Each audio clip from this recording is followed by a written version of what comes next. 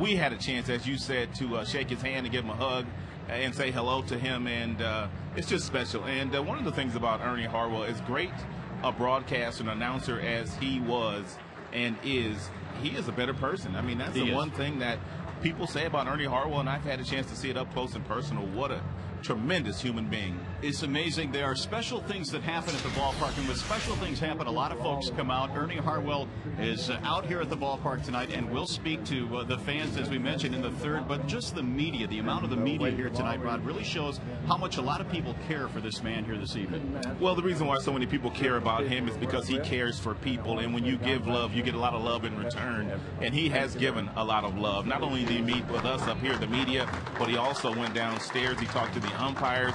He also went into the Tigers clubhouse and met with Jim Leland, his staff, and the players. So just a wonderful, wonderful man to give his time in a very tough time in his life. And Ernie will give his thanks to the Tigers fans tonight. We're glad to have you with us as we bring you Game 2 in this series. Tigers trying to even up this set after falling last night. Tonight on the mound, it'll be Eddie Bonine. He'll get his second start in a Tigers uniform this year. Stay with us. Tigers-Royals, Game 2, coming up next.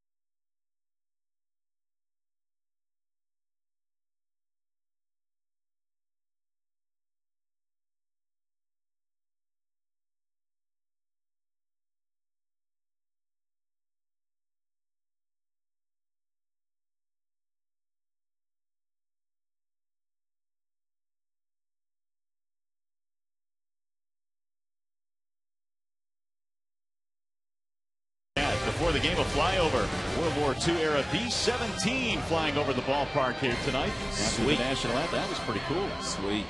And impressive and intimidating. Nice crowd here on hand tonight as we get you ready for baseball this evening. The Tigers and the Kansas City Royals. And we'll check out the starting 9 for the Royals here tonight. Their lineup looks like this. It'll feature David DeJesus leading it off with his 15-game hitting streak. Mitch Meyer batting second and playing in right field. Billy Butler will hit third and play first base. Mike Jacobs, the designated hitter tonight. Alberto Callasmo is at second base. Miguel Olivo will catch. And their bottom 3 tonight features Alex Gordon, Yuniesky Betancourt, and Josh Anderson. And our Dodge scouting report on Eddie Bonine tonight is brought to you by Eddie Bonine, who talks about his keys for success this evening. It's only human to really, put a little pressure on yourself. But, I think that's good in a way. I'm going to go out there. I'm going to, continue to work on those, the basics of pitching, throwing strikes, letting our defense work. And, I don't really caution myself. You're going to play with emotion. You're going to play with a little extra energy. But, that's to be expected. I think Eddie said something there that was key, and that was to throw strikes and allow his defenders to work behind him. And that's the reason why Bonine is here today. And for the better part of 2 years now, Jim Leland has liked the way that he has gone about his business. He's going to get hit around a little bit because he pitches to a lot of contact. But with that being said, he's not going to beat himself by base on balls. Let's take a look at the Tigers defense behind Bonine in the ball game. Of course, as always, presented by your Chrysler and Jeep Superstores. You've got Rayburn in left, Granderson's in center, Ordonez back in right to start the ball game tonight. The infield reads Inge, Everett, Polanco, Cabrera. G-Money, Gerald Laird is back behind the plate, leading Eddie Bonine here tonight. So we are ready for baseball here as David DeJesus leads it off. The Tigers need a win here this evening. As we mentioned, Minnesota won earlier today. First pitch of the ball game from Eddie Bonine is a strike 0-1. 7:07 start here tonight. 66 degrees our game time temperature. Eddie Bonine features a mixture of different fastballs. He'll sink it, he'll cut it, he'll run it. He throws a straight fastball. The range anywhere from 89 to 92 miles an hour. David DeJesus is hurting right now. He is hit by the pitch. He got smoked by a 90-mile-per-hour sinker. Well, the look on DeJesus' face says it all. Looked like they were trying to go inside. You see where Laird is set up, but Bonine simply held on to that one a little bit too long. Looked like he got him right on the inside of the knee. Yeah, no chance for him to get out of the way either. That hurt. And they will check on DeJesus down at first base to make sure he can continue. I would assume that he will. Putting his gloves on.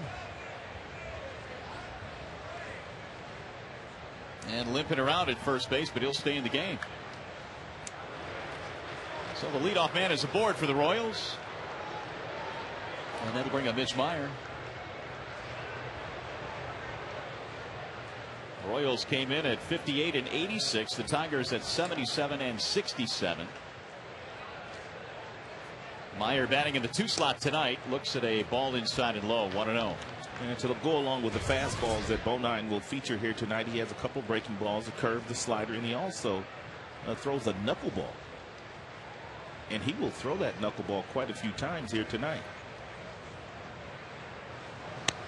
What's amazing about that knuckleball is if you don't throw it a lot, like a guy like Tim Wakefield or any of the knucklers that have thrown in the big leagues, it's amazing that he can command and control that pitch. And last week in Kansas City, he pitched a couple of innings against this Kansas City Royals team, gave up 1 hit, but was not scored upon and got a strikeout or 2 with that knuckleball. 2 balls, 1 strike on Mitch Meyer. Yeah, this is a good count to run in, even though DeJesus was hit on that left knee. 2 balls, 1 strike against a guy that throws lots of ground balls. We may see some activity here on the base paths with Myers swinging the bat. Well, the runner wasn't going that time, and it's fouled back out of play. 2-2. DeJesus, for as much as he gets on base, and of course is leading off for the Royals, has stolen only 4 this year. That's why they went out and got Coco Crisp in the offseason last year, and they brought Coco Crisp in to lead off and play center field because DeJesus does not put a lot of pressure on defenders when he gets on first. He simply doesn't run that much. There's a bouncing ball to short. This should be 2. There's 1. Here comes the relay, and Everett starts the 6-3 double play. That's a nice job there by Everett, knowing that Polanco would have a difficult time of getting to the bag because he was playing Meyer over in the hole just in case he tried to pull one. So he simply takes it himself. He tells Polanco, I got it, and he's able to finish the double play. That's just good court awareness by Adam Everett, who's been really good at shortstop all year. A ballet move there by Everett, avoiding DeJesus with a hard slide. Here's Billy Butler, and he takes strike 1. That's why I brought up on the 2-1 pitch with a guy that throws ground balls as Bonine will. I thought that DeJesus would be on the move. He wasn't, and the Tigers got themselves a double play. Butler, believe it or not, was held hitless last night. They pitched around him pretty much. They walked him a couple of times, but even the other times when he was up and he was making outs, he was getting himself out. And Butler is the guy that they've designated as the one that they're not going to let beat them, but they couldn't slow the other guys down last night. Here's the 1-1 from Bonine. On the ground, left side, fielding Brandon Inge off to his left. Butler is out. And just like that, the side is retired. So Bonan gets a couple of big round balls. We'll go to the bottom of the first. No score.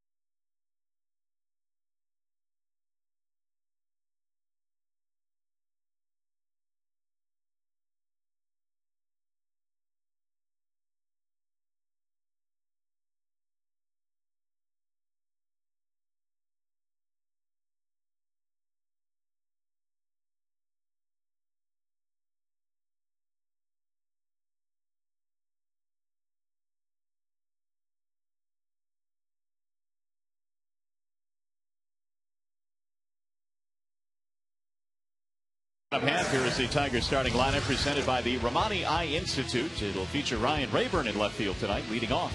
Placido Polanco at second base. Maglio Ordonez is out in right field. Miguel Cabrera is at first. Marcus Thames, the DH. You've got Brandon Inge at third, and the bottom three tonight for Detroit: Granderson, Laird, and then Adam Everett. The Bernstein advantage brings you the scouting report on Lenny DiNardo of the Royals. Get the Bernstein advantage. We go to bat for you. He had a solid Kansas City Royal debut his last start against the Tigers. Pitched 5 innings, got a no decision. He was one of the PCL's best left-handers this year. He was an all-star, and he won 10 games, lost 5, and he struck out 127. Command is a must for DiNardo. He's not overpowering, which means you can't try to overpower the baseball. He will stay away from you all night long. So Rayburn leads it off against him, batting .285 with a career-high 12 home runs. A couple of homers this year against Royals pitching. And again with the lefty on the mound tonight, the Tigers and Jim Leland has elected to lead Rayburn off and bump Granderson down to the 7th slot in tonight's lineup. The fact that Carlos Guillen cannot bat right-handed and Granderson's struggles this year against left-handed pitching means Rayburn's gotten a lot more opportunities than he usually would have gotten. And he has done a very nice job in the opportunities he's gotten for Jim Leland. 9 of his home runs have come against left-handed pitching. Lifts this one in the air toward right, going to foul ground. And it'll land harmlessly away from Mitch Meyer.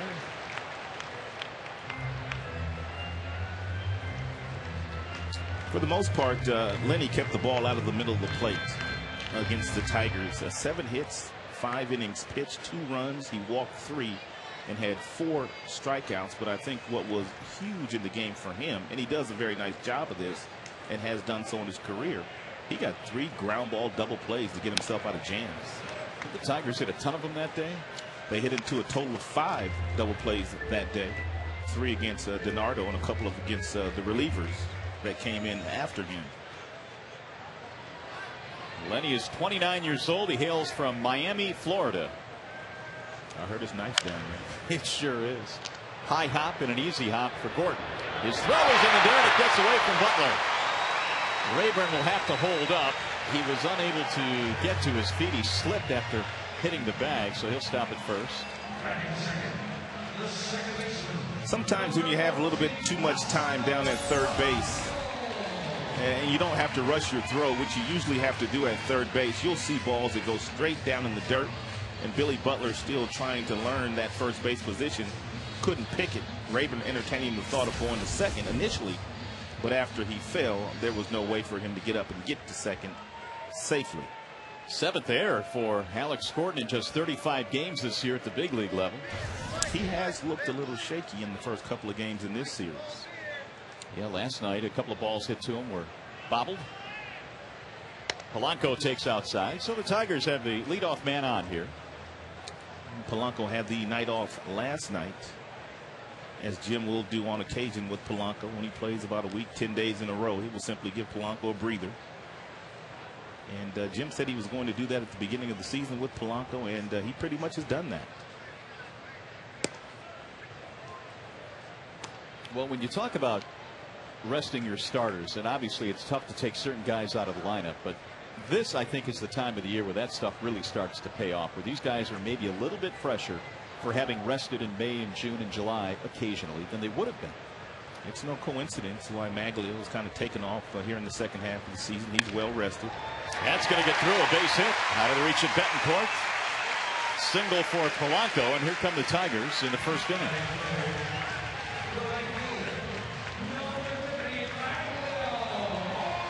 That'll bring up Ordonez. Here's what Maglio has basically done since the All-Star break.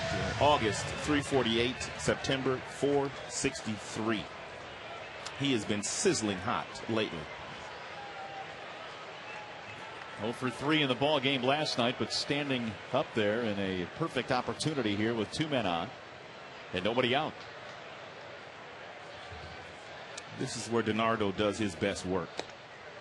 When runners are on base and there's a double play situation, he has been able to get lots of ground balls this year in AAA and getting double plays, and really in his career he's been a ground ball throwing machine.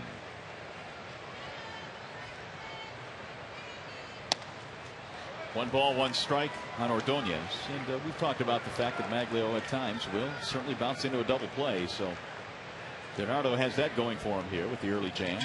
What Maglio should try to accomplish here is try to hit something to the right side of the infield. It is a lot harder for them to turn the 4-6-3 double play or the 3-6-1 double play. If you go in this direction, then you get Teoscar moving over toward the baseball, and then he has to go back to second to turn it. And a lot of times you'll see players in this situation try to keep the ball away from the left side of the infield. That's an easier double play for the teams to turn. The other one, not so easy. There's a fly ball and a shallow left. David DeJesus comes trotting in.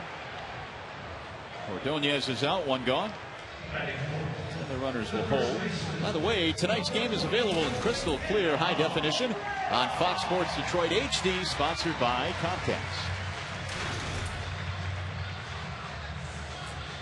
Here comes the big fella, Miguel Cabrera, batting .331. I think Cabby's going to have a big night tonight. Just got that feeling. Is it your pick? Yeah, he's my pick to click tonight. All right. He came up in several situations last night where he could have did some damage, and he just wasn't fortunate enough to do so. But I'm thinking he's going to get loose today. He was 0 for 2 in the ball game last night. It usually is a good sign when he bats in the first inning. He has driven in 89 runs this year, and a good portion of those RBIs in the very first inning. Well, DiNardo is staying away from 2 balls, no strikes. 12 intentional walks, which is tied for second in the American League. The batting average, the on-base percentage, the slugging percentage. He's right there. He's sitting on 2-0 here, and here it comes. It's grounded foul. That's the key against DiNardo. Even when you get yourself in a hitter-friendly count, a predictable count, a 2-0 count, a 2-1 count, 3-1, when you're sitting on a fastball, he's not going to give in to you. You cannot try to do too much against DiNardo. You almost have to have the approach that you want to hit the ball the other way. If he makes a mistake inside, you're still quick enough to get to it. Cabrera has actually fallen to 4th now in the American League in hitting, as Derek Jeter has snuck ahead of him. Derek is going to get a lot of MVP votes this year. A lot of them. Well, the Yankees have a great record. He is the captain, and he's having a very good year, so that all adds up to probably a lot of votes. He, Teixeira, and Mauer are probably the leaders in the clubhouse right now for the MVP in the American League.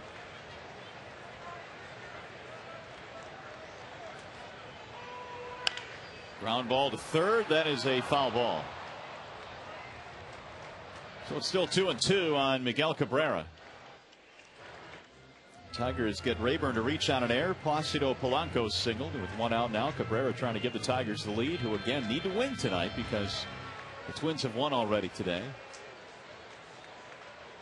Eddie Bonine had himself a 1-2-3 top of the inning. Still sporting the Mohawk. Golfed foul again. Back out of play down the right field line. Cabrera at .371 over his last 41 games.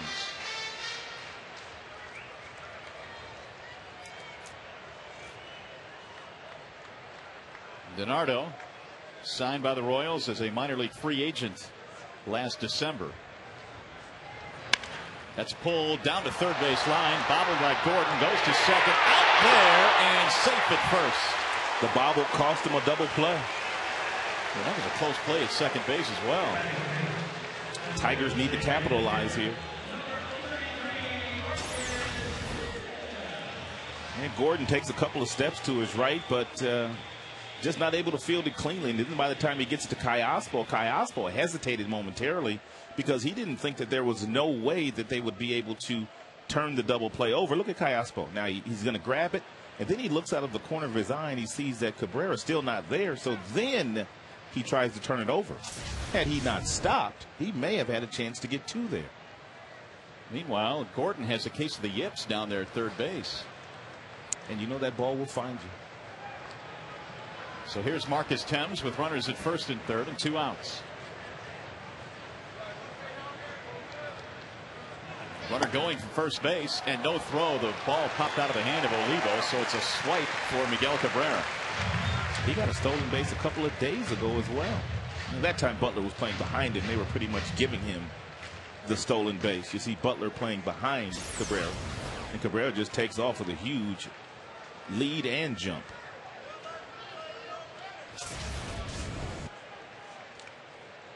Marcus, the designated hitter, batting .254. And he's behind in the count now, 0-2. Good pitch there. Started the breaking ball off the plate. Marcus gave up on it, and he caught that outside corner.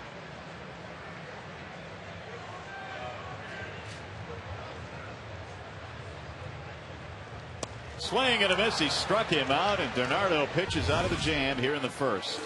Tigers get a couple of runners. Strand 2. We go to the second. No score.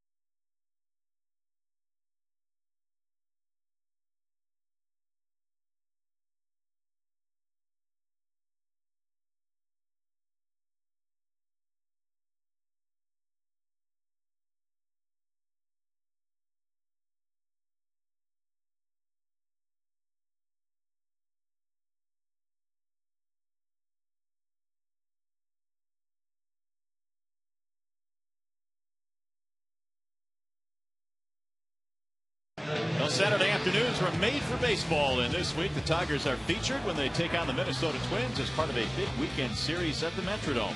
Coverage of Fox Saturday Baseball begins at 4 p.m. on your local Fox station. Special treat as well. Bob Amron, color analyst for that game. Good luck on that one, partner. Thank you very much. I appreciate that. I'm looking forward to it. Bring home a win. You and Dick Bremer. Minnesota 4 back, so those Twins aren't going anywhere, are they? Even though Morneau is done for the year with some back issues, the Minnesota Twins have perked up the last couple of days against the Cleveland Indians. Mike Jacobs leading it off for Kansas City here in the second. It'll be Jacobs, Callaspo, and Olivo. Bonine got a couple of big ground balls, one of them a double play in the first inning. First tour of duty in the American League, and not all that time to Jacobs, hitting just .235 this year with 17 home runs and 55 runs driven in. They were hoping to get a whole lot more from Jacobs this year.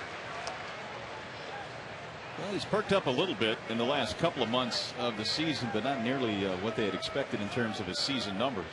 Well, one of the things that we saw at Kauffman Stadium last week was the fact that Jacobs finally has bought into what Kevin Seitzer, their hitting coach, has been trying to teach him. That's another ground ball for Bonine. And that's hitting the ball up the middle and the opposite way. He did that a couple of times against the Tigers and got some big RBIs, got some big hits. But he simply has done what he did right there way too often this year. Played pepper with the second baseman. There's Kevin. Fantastic hitter in his days in the big leagues with the Royals. Here's Alberto Callaspo. Big night last night with 4 RBIs, including a home run, his 10th of the year. I've been impressed with Callaspo all year. And he hasn't just hit in Tigers pitching. He's hit just about everybody in the American League. Yeah, he's had a couple of long hitting streaks. One just recently ended a 12-gamer. In fact, he's had 8 RBIs against Tigers pitching alone this year. 1 ball and 2 strikes on Callaspo. I mentioned all the injuries the Royals have had, including a lot of them to their middle infielders. But Callaspo has seized an opportunity and done very well. 2 balls, 2 strikes on Callaspo. And it's fouled straight back. About time for Bonine to throw one of those knuckleballs. Good call. And when you have a guy that throws it as infrequently as he does, it's almost impossible to prepare for it, I would think. No, we're going to stay with the 2-seam fastball. And he threw it by and tipped it into the glove. 2 gone. First strikeout for Bonine. Laird called for the fastball outside, and Bonine simply hit the glove. And if you weren't with us at the top of the show, we told you that Bonine has pretty good control. He throws a lot of strikes. Here's Miguel Olivo. He also had a big night last night with a couple of hits, including a home run and a triple. Don't forget, in the middle of the 3rd inning, we'll be keeping it here at the ballpark as Ernie Harwell will address the fans here at Comerica Park and thank them for their support. 1 ball, 1 strike. And we'll have that presentation for you. Got a nice video to go with it as well. The 1-1. Bouncing ball toward third, foul. It was great to see Ernie up here before the game started. Meeting with all the media, and there was a lot of people here. He is a beloved man. He is a genuine man. Just flat out genuine. I mean, as I said earlier, he was a great and is a great announcer, but he's an even better person. Meanwhile, Bonine cruising along. That's his 2nd strikeout. It's a 1-2-3 inning. As we go to the bottom of the 2nd, it's a night of thanks with Ernie Harwell tonight.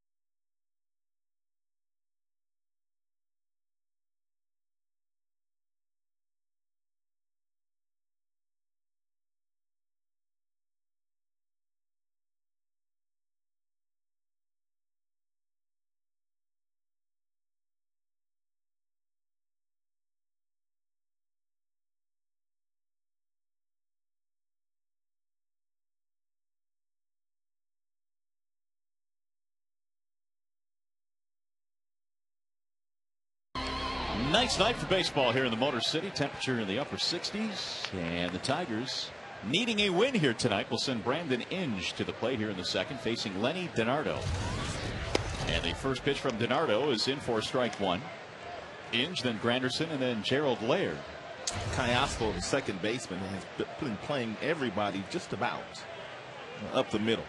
And the reason for that is everybody tries to pull DiNardo, and usually they're successful at doing so. So he's just cheating a little bit, which allows Betancourt, the shortstop, to cheat a little bit over into the shortstop hole.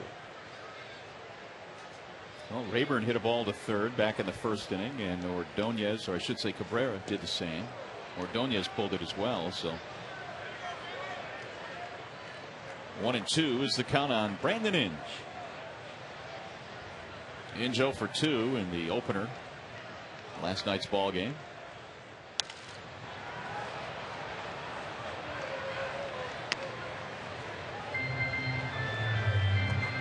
For Brandon, 76 RBIs. One more home run will give him a career high. He has equaled it, a new career high, I should say. 27 this year, 27 back in 06.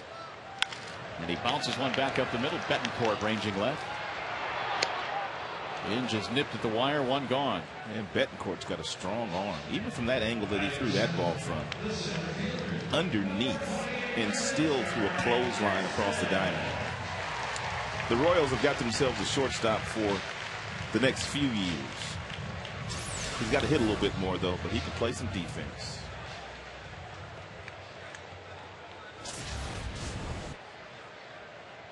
So Curtis Granderson with one out. Well, with the lefty out there, Granderson thinking bunt.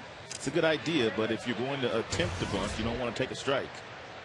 And you got to make sure it's a ball. He will appeal, and he went around. Gary Darling down at third tonight, says it's 0-2. Granderson 1 for 3 in the series. And the 0-2 pitch.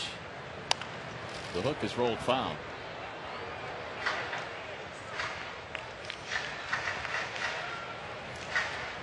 Tigers have the only hit so far, the single by Polanco in the first. They put two men on with nobody out, but DiNardo pitched out of that jam. And again, the 0-2. Back towards second. Cayaspo backhanded.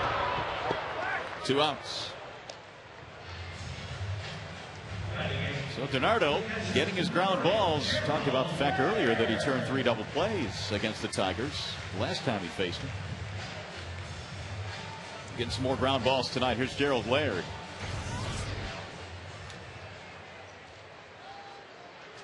Laird batting .225. He's had a nice homestand, 5 for 11. You know, we always talk about the fact that it's the first time that Aubrey Huff has been in the pennant race in September.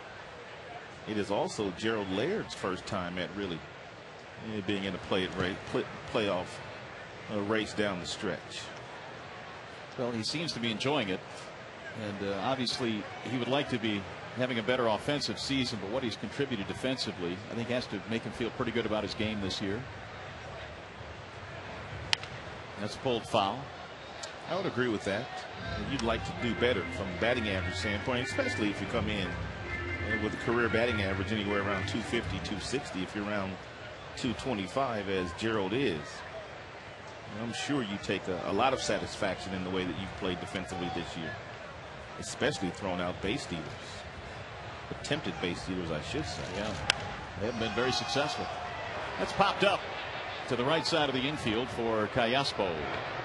And the Tigers will go 1-2-3. 2 in the books here at Comerica. No score.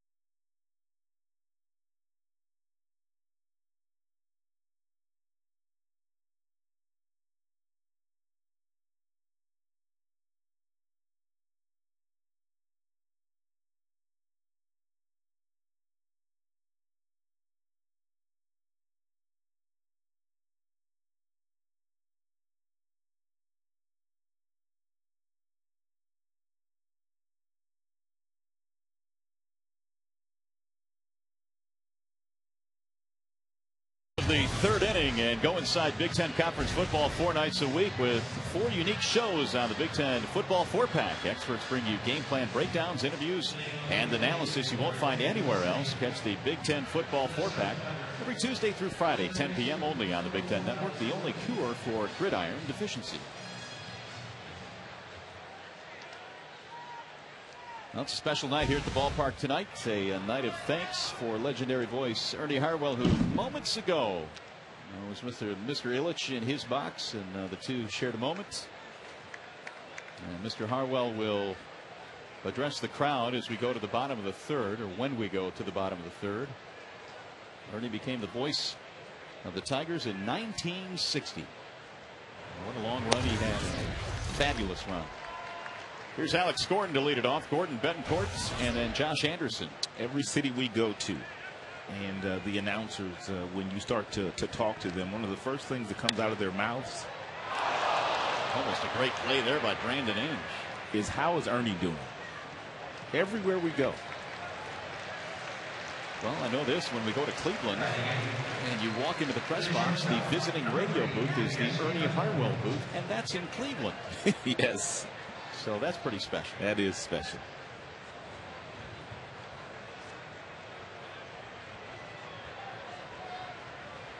Here comes Unieski. Betancourt, leadoff base hit by Alex Gordon. .239 batting average for Betancourt. 0 for 4 last night. It was a night in which the Royals were pounding the baseball. They had 10 hits. Tigers, in fact, managed only 4 the entire game.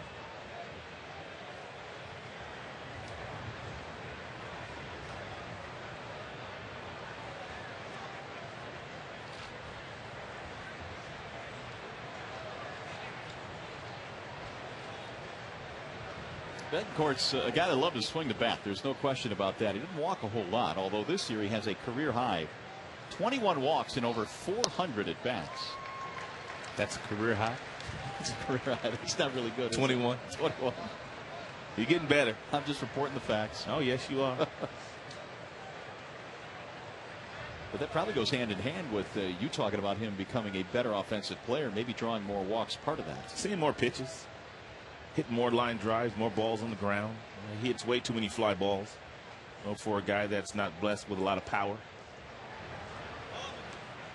But as I said earlier, he can play some defense. And if that bat comes around and he gets up in that 260, 275 range, he'll be playing in the big leagues for a long time. Leadoff single by Gordon.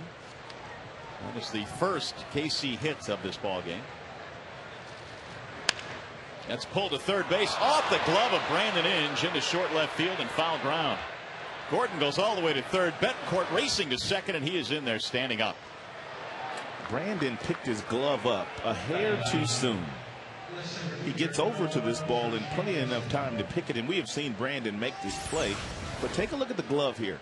He pulls it up right there, and the ball stays down. That's why you keep that glove down as long as you can and make the necessary adjustments. We're going to get a real good look here. Lincoln Mercury Exmo. Right there. He pulls it up and just gets a tip of the ball. So the Royals have something going now. 2 men on and nobody out. Here is Josh Anderson. Anderson batting in the 9 slot. Shows bunt, takes it inside. Anderson will bunt once a game. Sometimes twice a game. I know when he was wearing a Tigers uniform, he would go downstairs and with the machine, he would bunt about 50 balls a day. That's how you keep your bunting sharp. You have to do it every day, especially if it's part of your game. 2-0. They ruled that Betancourt ground ball a double. So that is the second hit for the Royals. Second and third, and nobody out. Anderson batting .244. We know all about his game, the speed game. Tigers will give up a run on a ball hit back up the middle. And there's your bunt, but it's foul. 2-1. Anderson making his way to Kansas City after beginning the season in a Tigers uniform. The Tigers received cash considerations in a deal that sent him to KC back on July the 30th, right before the trading deadline.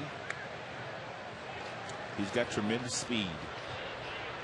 And speed is one element of the game that does not go in slumps.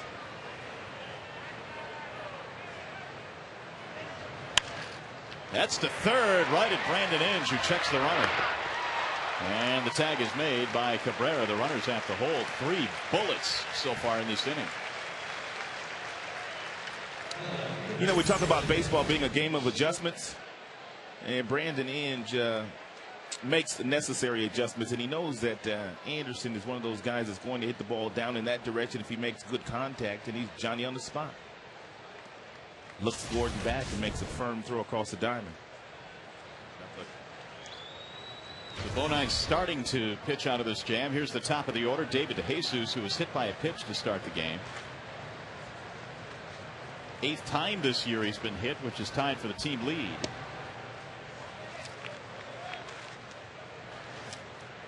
DeJesus, a 15-game hitting streak. And Tigers are conceding the run in the infield.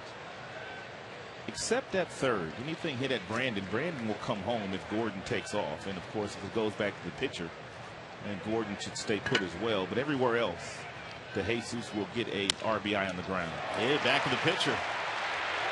DeJesus is out. 2 gone.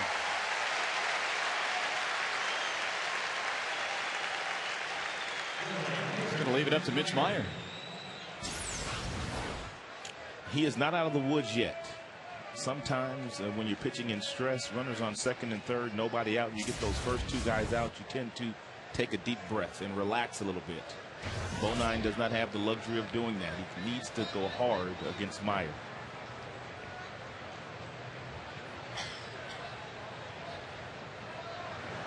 You mentioned the only 2 spots on the infield they could hit it to and not score a run, and they hit him to both spots. Yeah. 3rd and pitch. 0-1 on Meyer. He knocked into the double play back in the first.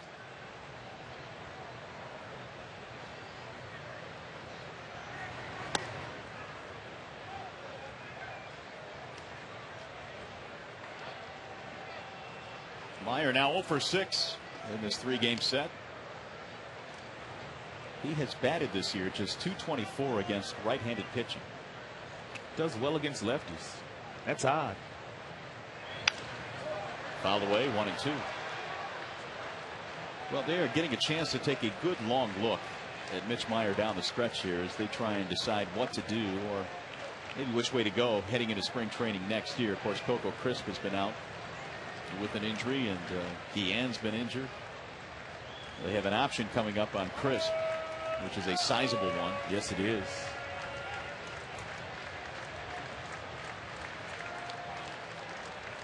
Here's the 1-2 off the plate.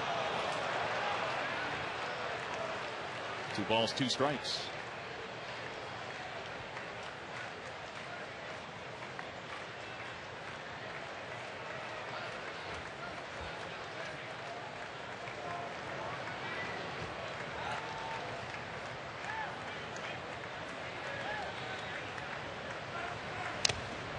Fouled off the mask of Gerald Laird. 2-2 the count on Mitch Meyer.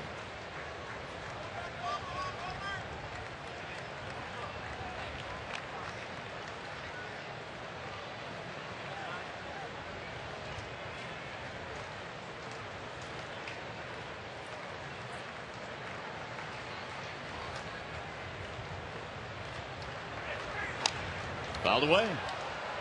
Bonine battling to get out of this jam. Single and a double start of the inning, but he's gotten a couple of ground balls. And the runners have had to stay put.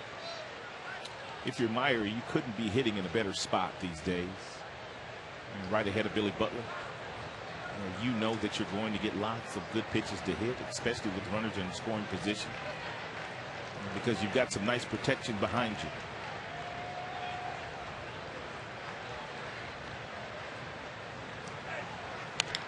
Rolled foul again. This one heads back for the Royals dugout. So Meyer not going down without a battle.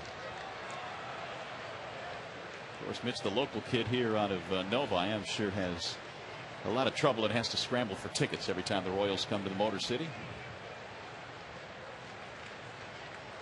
2-2.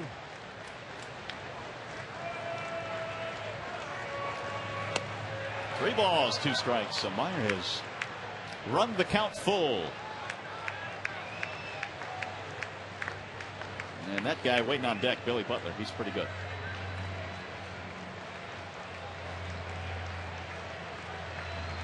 Bonine got ahead of Meyer. Now he's behind. Crowd trying to help him out a little bit.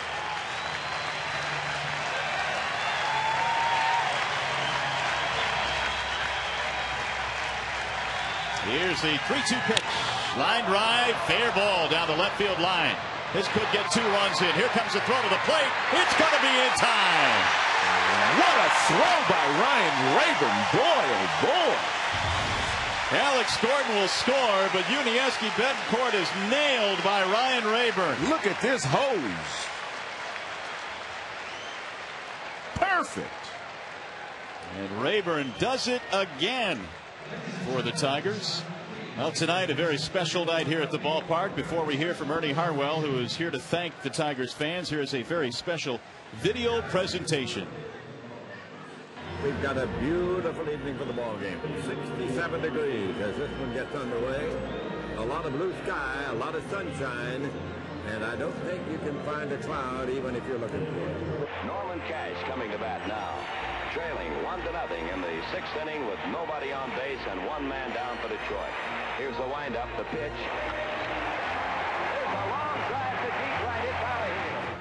He swings a line shot, base hit, right field. This one's clear line to score, and the Tigers have won their first pennant since 1945.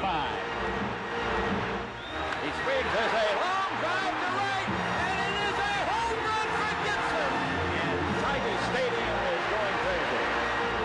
Gone.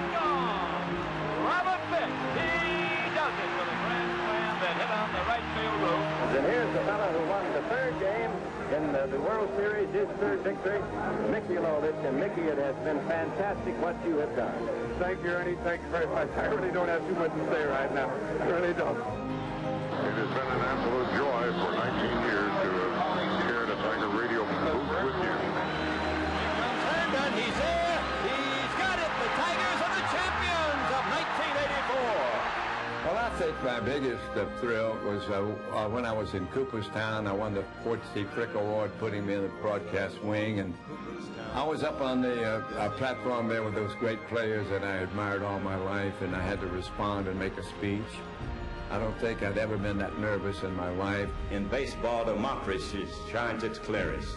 The only race that matters is the race to the bag. This is a game for America. Still a game for America, this baseball. Thank you.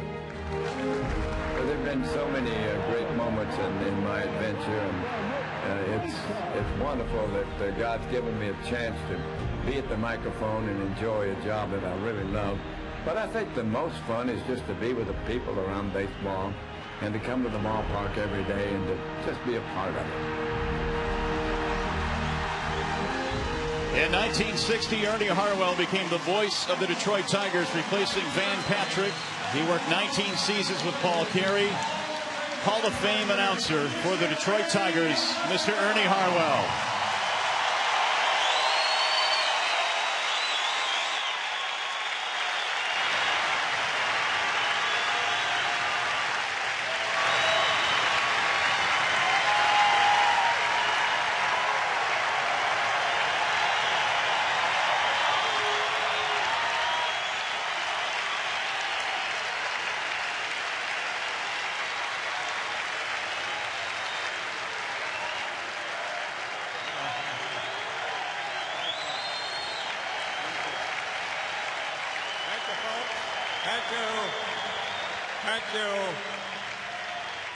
Thank you very much. We don't want to be penalized now for the delay of the game, but I do want to express my feelings here. It's a wonderful night for me. I really feel lucky to be here, and I want to thank you for that warm welcome.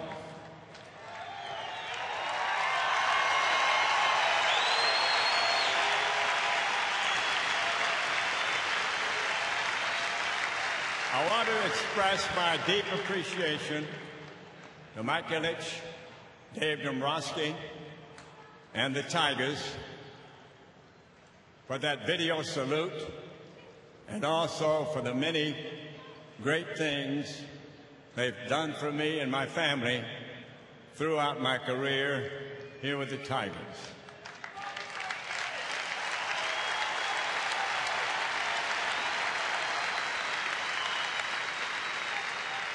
In my almost 92 years on this earth, the good Lord has blessed me with a great journey.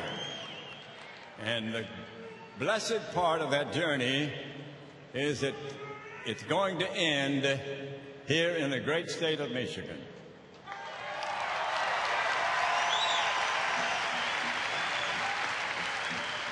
I deeply appreciate the people of Michigan. I love their grit. I love the way they face life. I love the family values they have. And you Tiger fans are the greatest fans of all. No question about that.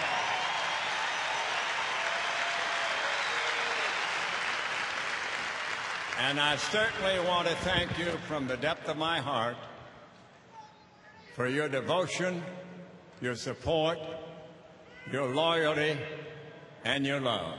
Thank you very much, and God bless you.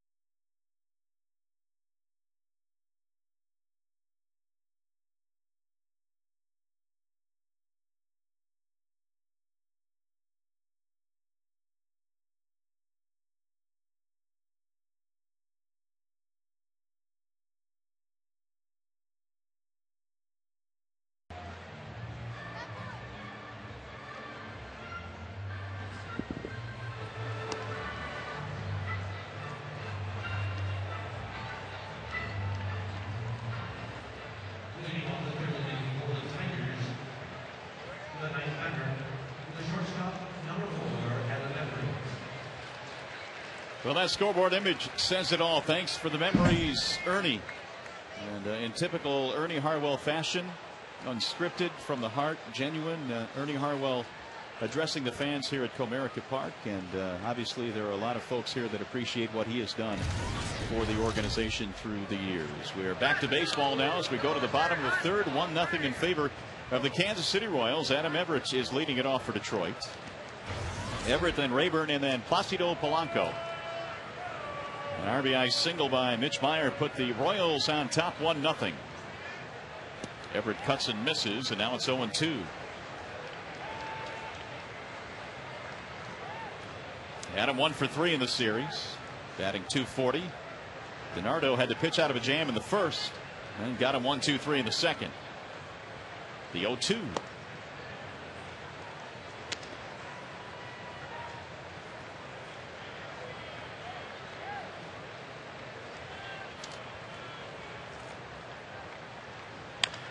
Everett hits one foul down the third base line.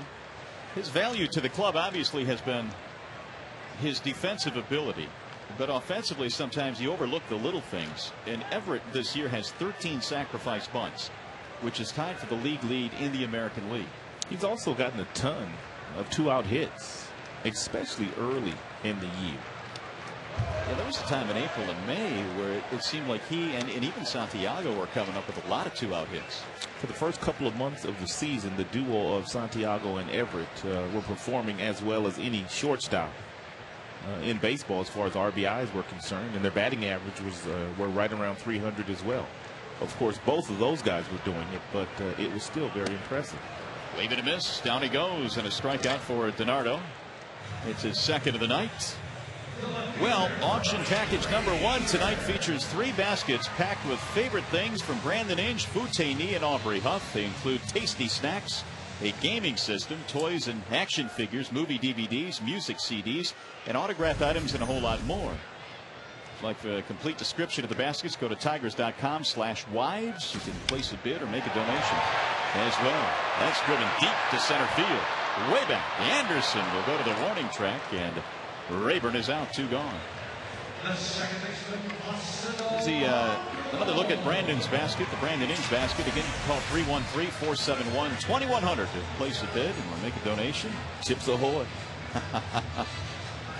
And here's Foutain's basket.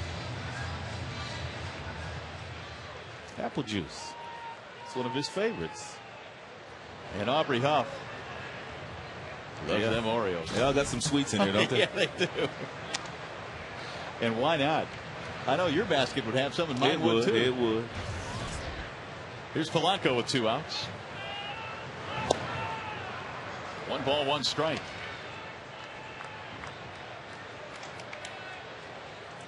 Placido singled back in the first inning.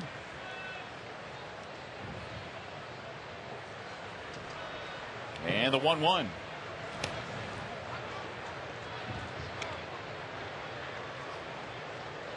Royals have out hit the Tigers 3-1 as we play here in the bottom of the third. Checked it, and he missed it outside. One of my pitching keys today on DiNardo was the fact that he had to have good command. And he has had some really good command. He's thrown 47 pitches, and he's only missed the strike zone with 12 of those. Well, he has just walked Polanco with 2 outs. He's put him on twice in this game. He's going to bring up Ordonez. Tigers down by a run, have the tying run on here with 2 outs.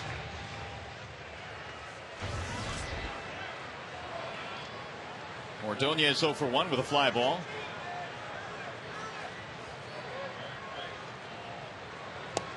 Big wave and a miss. One of the things we've talked about, the fact that Ordonez's power numbers are way down this year. His last home run was against these Royals, but it was back on August the 17th.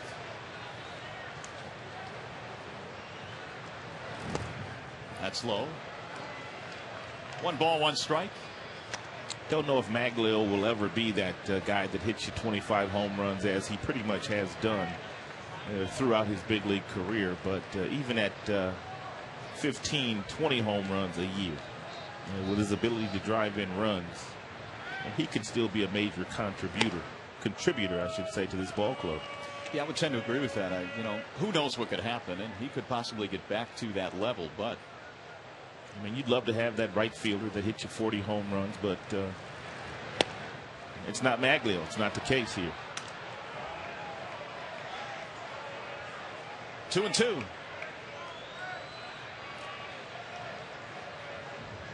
Ordonez knocking on 2000's door. He needs 50 hits for 2000.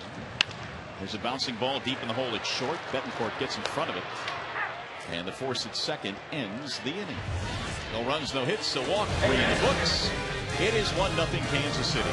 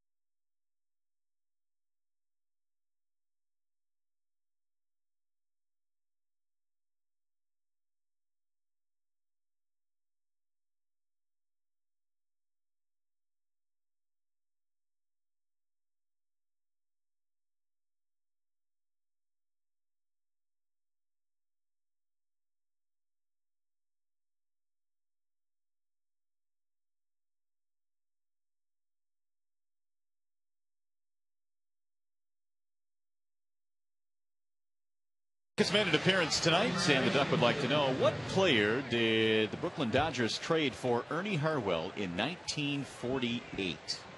Of course, Ernie is the only announcer in baseball history to be traded for a player. It was in 1948. Can you name that player?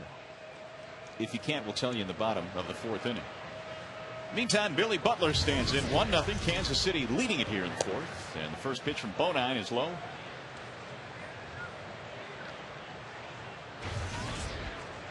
Butler, Jacobs, and Callaspo.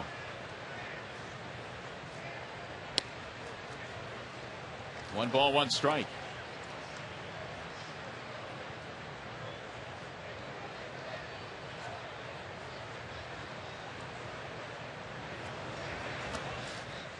Bonine pitched out of a little bit of a jam in the first when he got a double play ball. Almost pitched out of a jam in the third with 2 on, 2 outs. And then Myers singled to score a run, but Rayburn threw another runner out trying to score. They tried to get 2 on that play. Now it's 3-1 on Butler.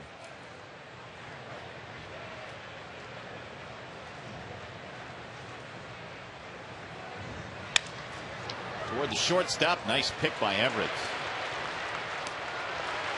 1 out. He is smooth.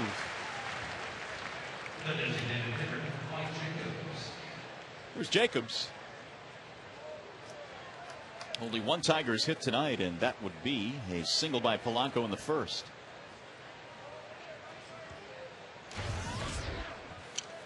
Jacobs 0 for 1. And when you look at his numbers overall this year against Tigers pitching, he came in at just 163 against the Detroit staff. They've handled him pretty good. He does have 1 home run that he hit here at Comerica Park earlier this year.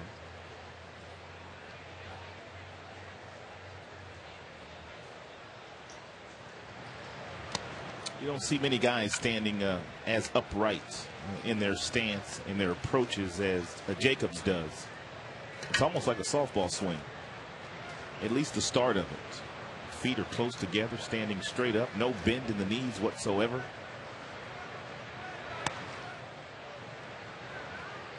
Most guys have a little give in their knees, a little bend, which gets you on the balls of your feet, which is the athletic position that you need to be in, whether you're on defense or whether you're in the batter's box.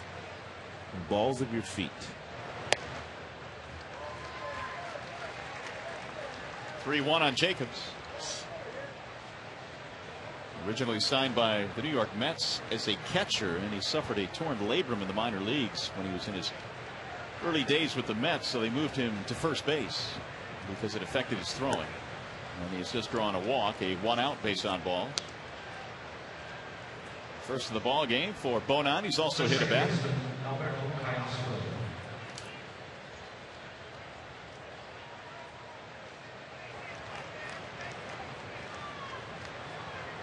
There's Callaspo.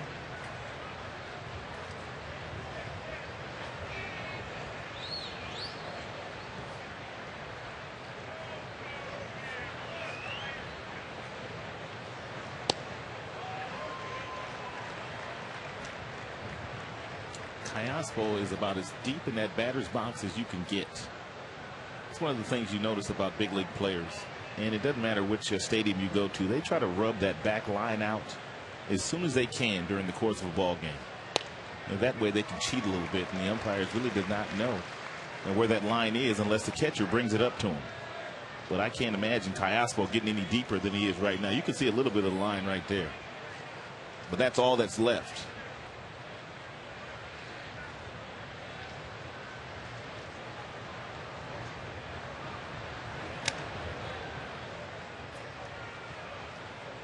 Callaspo struck out in the second. A career .346 hitter against Detroit Tigers pitching. Bonai would love a ground ball here. He has gotten a few of them tonight. The 1-2. Lifted foul back out of play.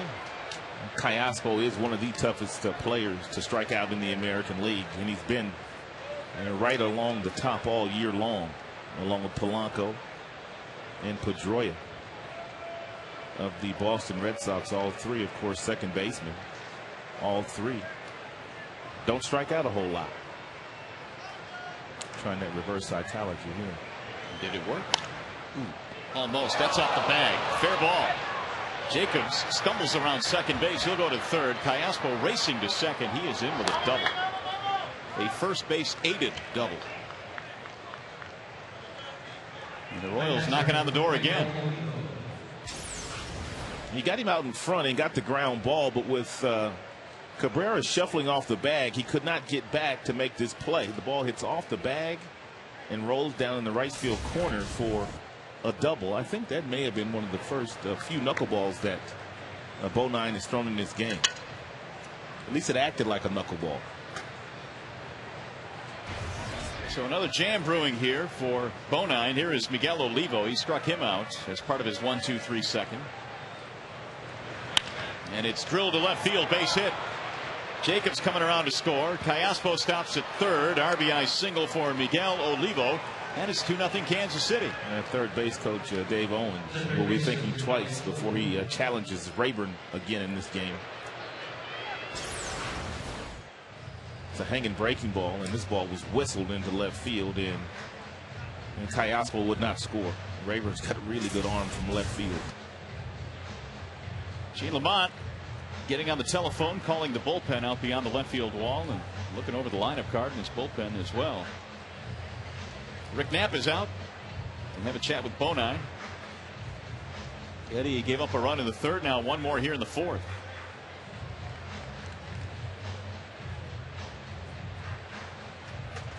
Leland said something before the game today that again made a lot of sense. We were talking about the fact the Tigers have had a lot of injuries to their staff, and Bonine has to start tonight, and Washburn's knee is acting up, and Nate Robertson again banged up a little bit.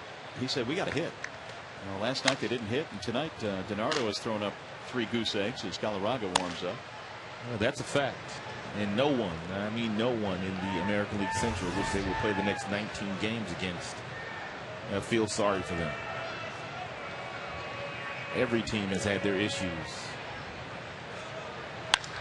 High fly ball, deep left center field, way back off the bat of Gordon. It'll go to the wall, or almost at least, and that'll score the run as the sac fly drives home Callaspo. And now it's 3-0 KC.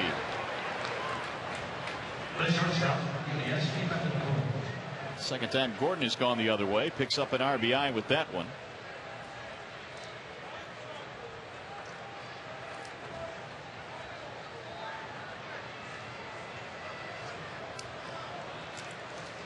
Now Yuniesky Betancourt with 2 outs.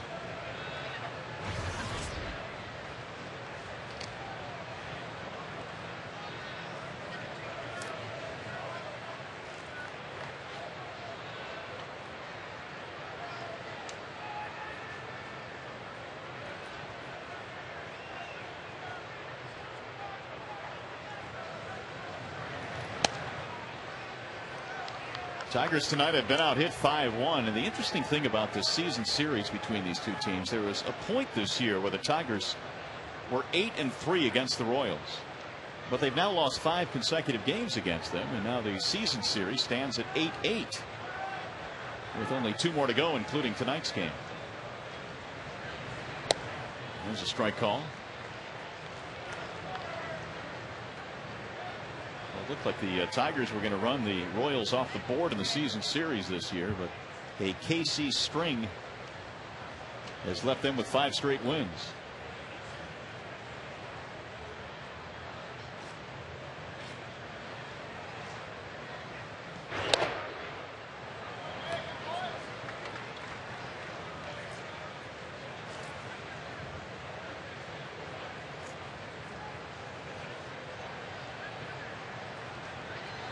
Meanwhile, Lenny DiNardo is again handcuffing the Tigers. Only 1 hit through 3 innings so far. High fly ball into medium depth left field. Coming in, Rayburn. And that will retire the side. But another pretty good inning for the Royals. They tack on 2 more, lead 3-0.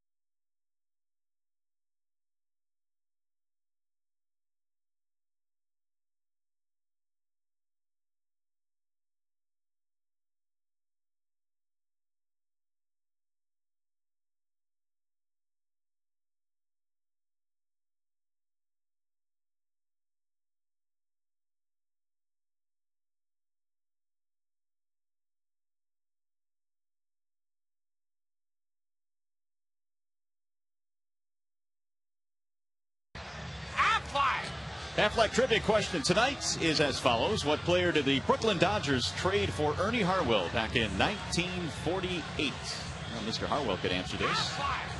And Ernie would tell you is Cliff Dapper, a catcher to the Atlanta Crackers. Here was the scene just moments ago when Ernie addressed the crowd here at Comerica Park. Both teams standing at attention outside of their dugouts, and quite a scene here at the ballpark.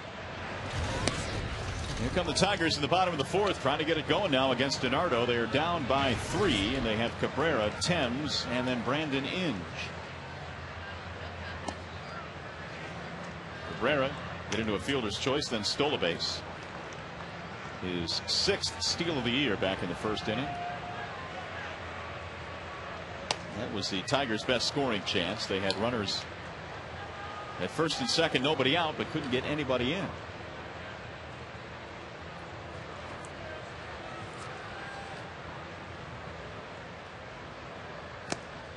There's a strike. 2-2. DiNardo signed by the Royals as a minor league free agent last December, and of course this year he was down at AAA Omaha.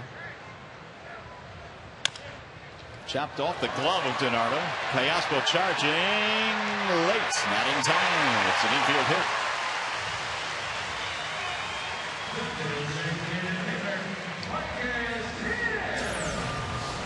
DiNardo slowed this ball down just enough to make it a very difficult play for Callaspo. Callaspo comes in, bare hands the ball, takes very little time getting the ball to Butler, but it was slowed down by hitting off the glove of DiNardo, and Cabrera able to get himself an infield single. Close. Here's Marcus Thames. Struck out to close the first inning. Rolls this one to third. Fair ball deep behind the bag. Gordon gets one, and no chance for the double play. Nice takeout there by Cabrera. And Callaspo knew it was going to be some contact. Therefore, he was bracing for the contact and couldn't get a strong throw back toward Butler at first. Very hard, aggressive slide by Cabrera here.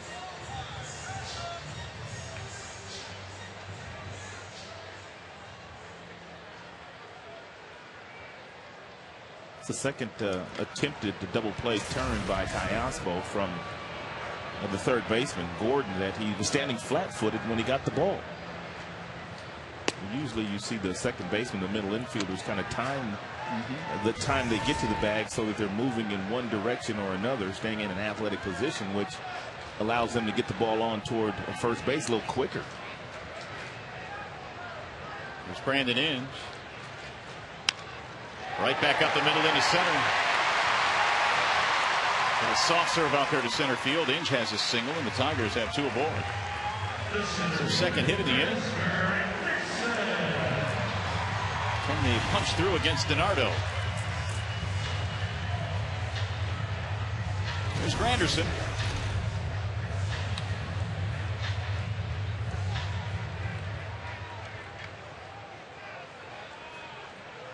Tigers have their third hit. Curtis 0 for 1. He showed bunt in the first pitch of his first at bat. He ended up grounding out. Takes strike 1.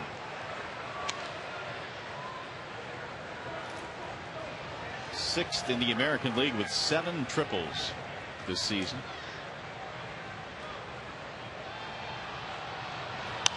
That's pulled into right field, base hit. Tim's coming around third. They'll send him home. And the throw is not in time. Marcus scores standing up.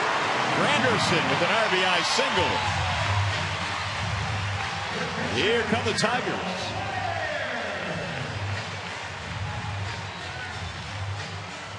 DiNardo threw Curtis a hanging breaking ball, and Curtis simply waited on it and found that hole between first and second. And Gene Lamont, even though Meyer in right field has 11 assists, which is the most by any rookie in the American League, they gambled, they challenged him, and they won.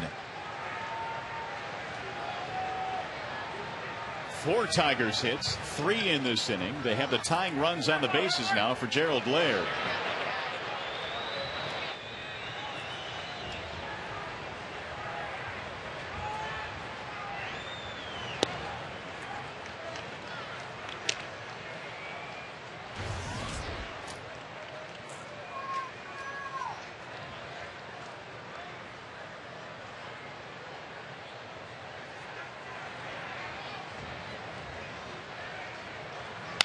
Ground ball, third base side. Gordon fires to second. There's one. The relay in the dirt, and Butler can't pick it. Oh, my goodness.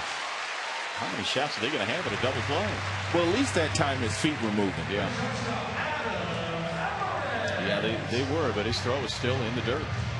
Well, they don't know if he's going to play second base for them next year. Obviously, he can hit a ton, but his feet are still moving. He comes across the bag aggressively, but he throws from a sidearm angle, and he bounces it, and there's been a couple of balls that have been thrown over to first base, and a first baseman with more experience than Butler has over there probably makes those plays, but Butler is still learning first base. He's getting a lot better, but he's still learning first base. It's the first year he's played there every day. Yeah, I think you're right, especially on that last one. You probably would have a lot of guys picking that ball to complete the double play. But the inning's still alive, and with 2 outs, Adam Everett fanned back in the third.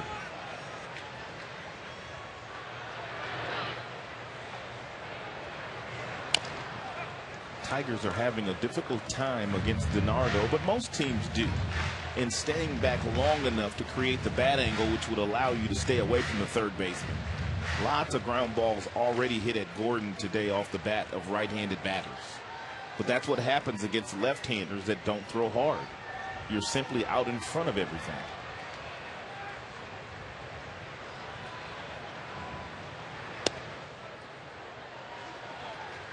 Tigers still have the tying runs on the bases here now with 2 outs. Everett 41 RBIs this year.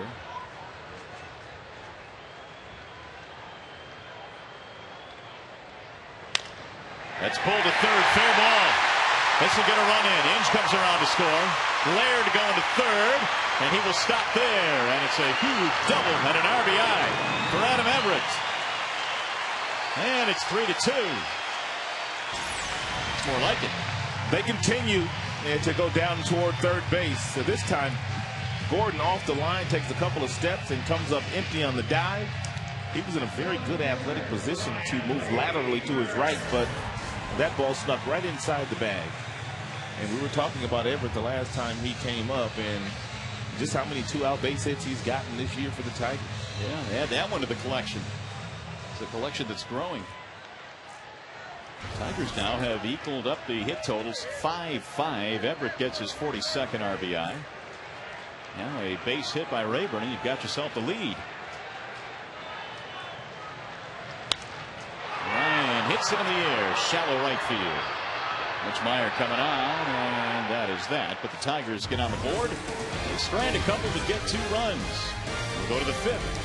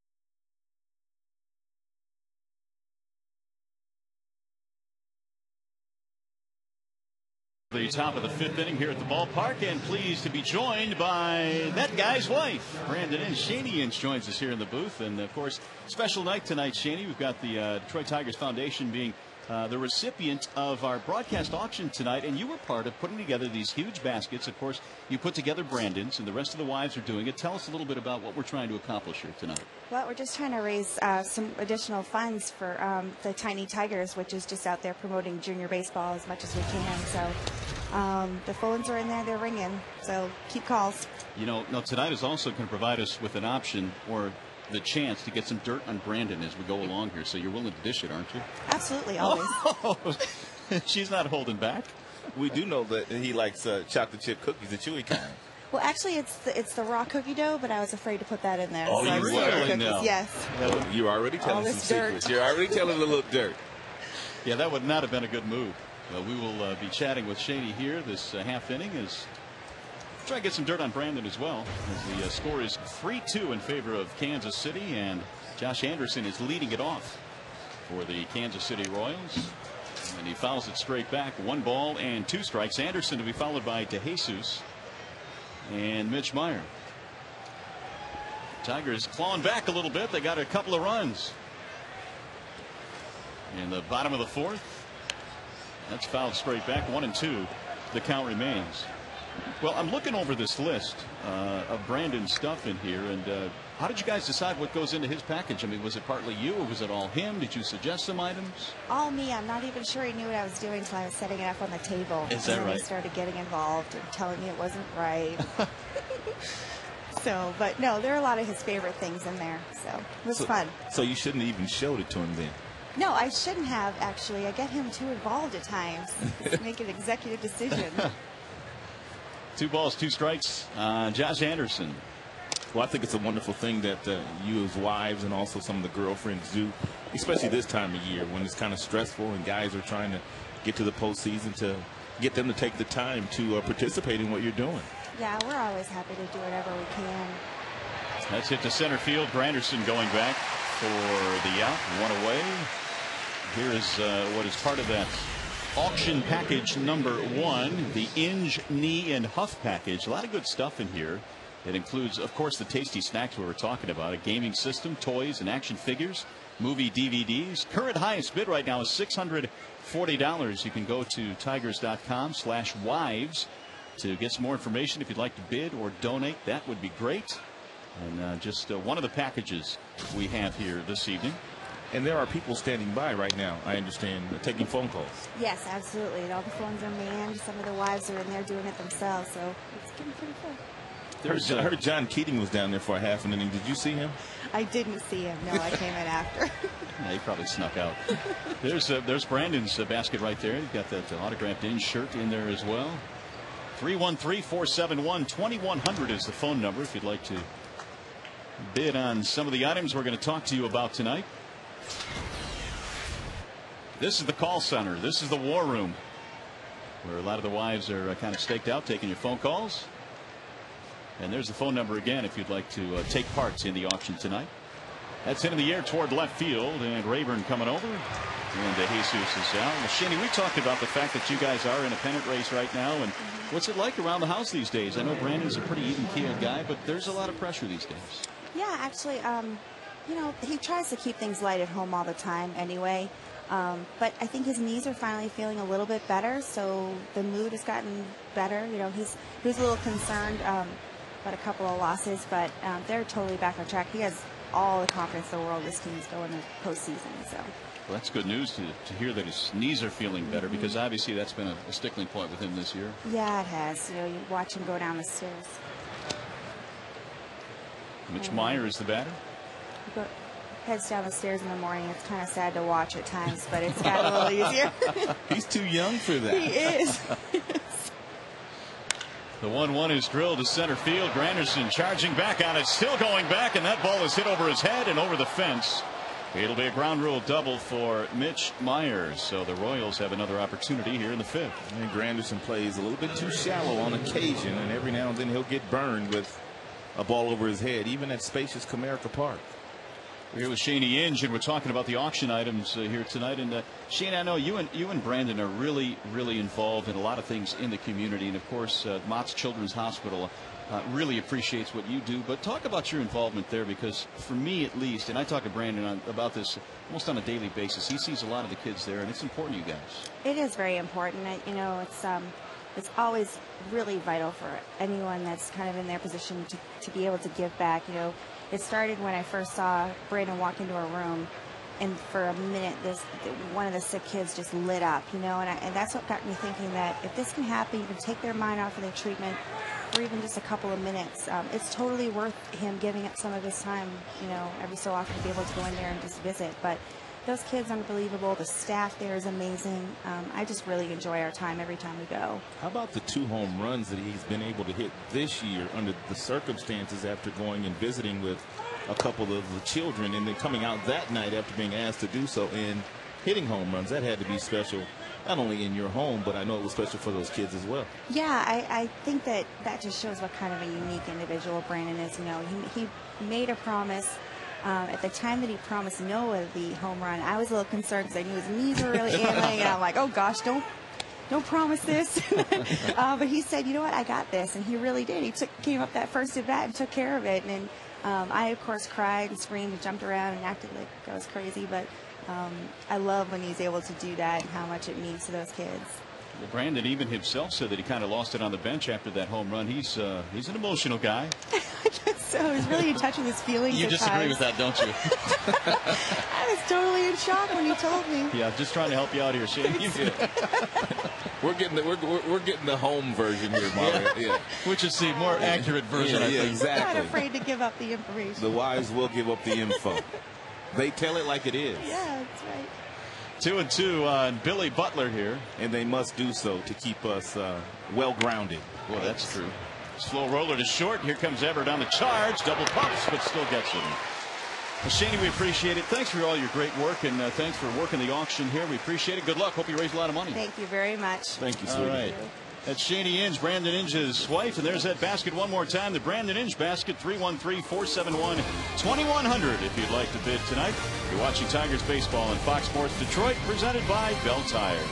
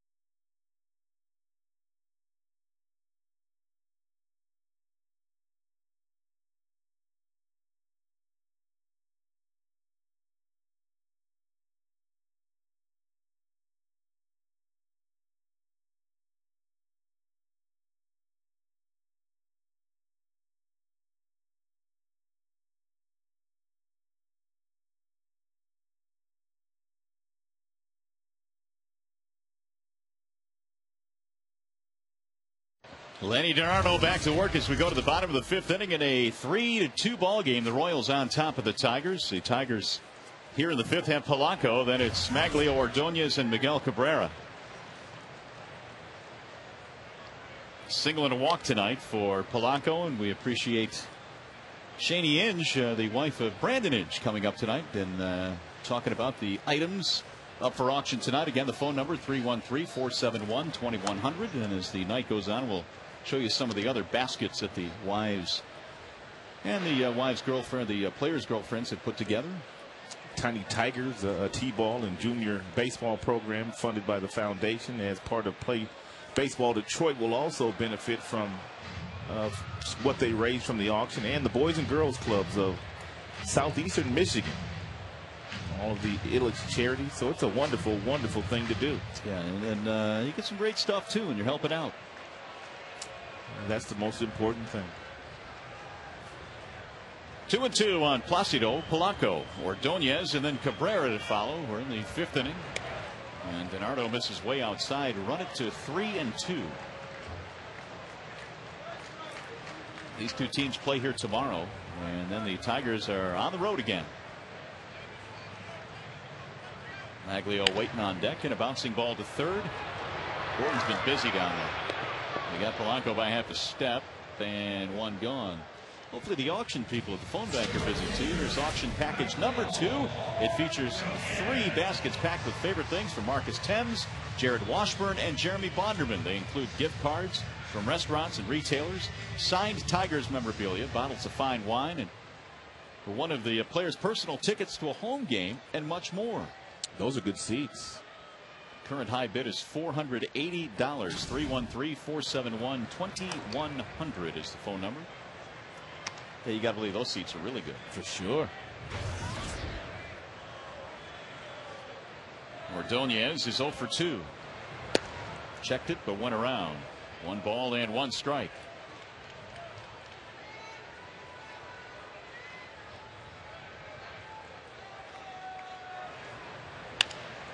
Rolled again to third base. And there are 2 gone. Want to take a peek at Marcus Thames' basket? Might as well. Here it is. Sweet. Marcus Thames' bat. And a bunch of his favorite stuff. And Jared Washburn's. Again, if you'd like to bid, 313-471-2100. Be up to date on those high bids as well. 2 outs for Miguel Cabrera.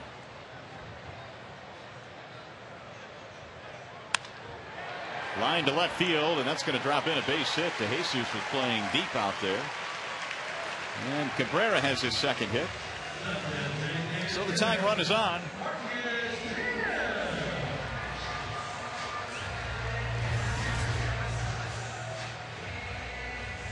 Marcus 0 for 2. Strikeout, ground ball.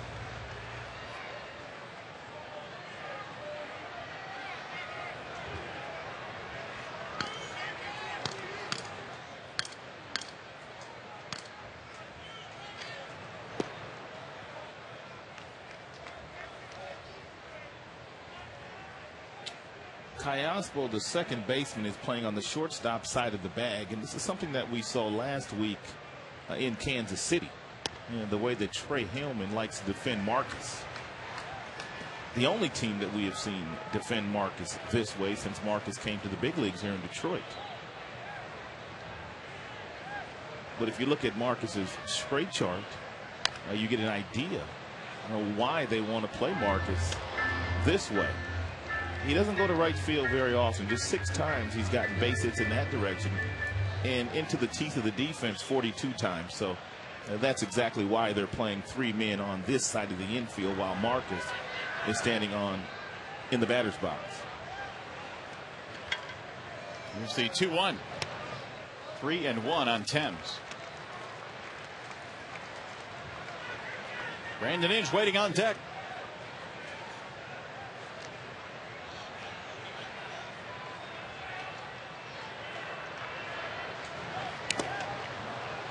That one called the home plate umpire. Bruce Dreckman got drilled. Snuck through the catcher. Home plate umpire says he's all right.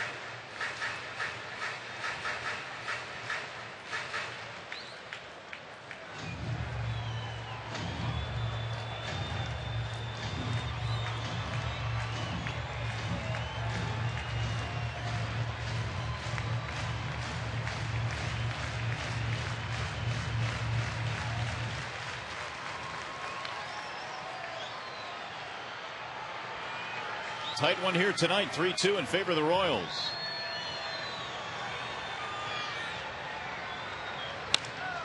High fly ball right field. This will be a routine play for Mitch Meyer. Tigers are done in the 5th inning. No runs and a hit. They strand a man. We go to the 6th.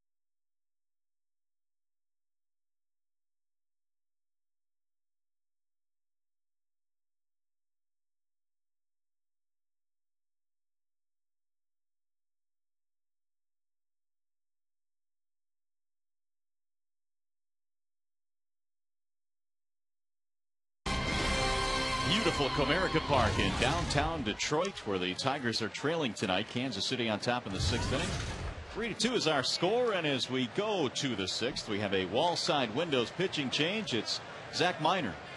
45th game now that Minor has appeared in for the Tigers this year, and he pitched in last night's game. He pitched 2 innings against the Kansas City Royals, and this is why Leland likes Minor coming out of his bullpen. He's very durable. He can come out there back-to-back nights and give you multiple innings in back-to-back nights, which is rare for guys to do in the big leagues. Not a bad job by Eddie Bonine. He goes 5, gives up 3 runs. Jacobs leads it off against Minor.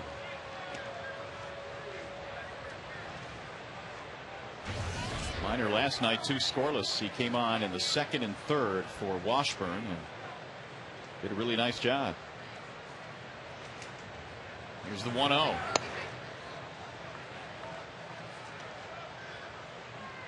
Callaspo and Olivo to follow. We're in the 6th inning.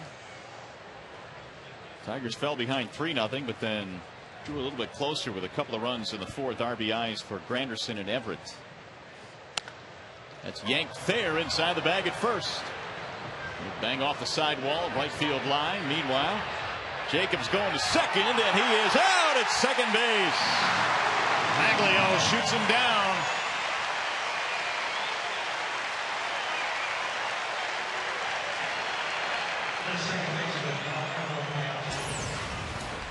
Maglio comes over, bare hands the ball, takes very little time getting the ball on its way to second base, and a very nice pick here by Everett.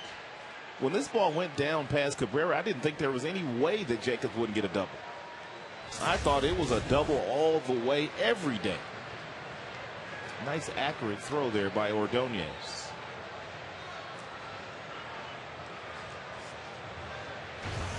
Well, that helps. Otherwise, it could have been the makings of another inning here for the Royals. 1 gone. Callaspo hits one to first base. Cabrera will handle this himself. 2 outs.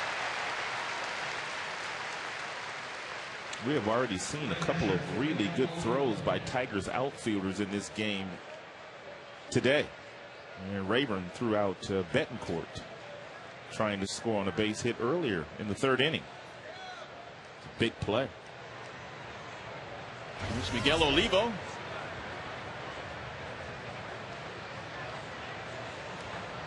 Singled in a run as part of a 2-run 4th inning. Olivo has 55 driven in. Strike one. 20 home runs for Olivo. And he's not an everyday guy. He's had a nice year. 20 home runs and not playing every day is a really good season.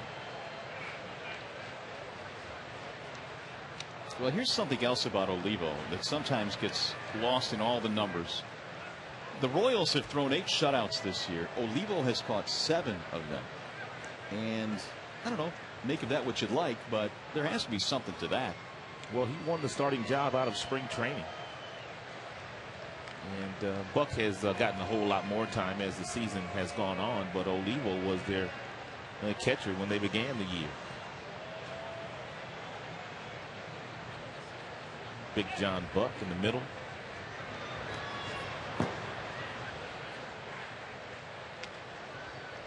Two and one on Olivo. I've heard Kansas City say that they're not quite sure who's going to catch for them next year, but if he has caught 7 of the 8 shutouts and he's got 20 home runs this year, I would think that he's got a leg up on that starting job next year. It would stand to reason.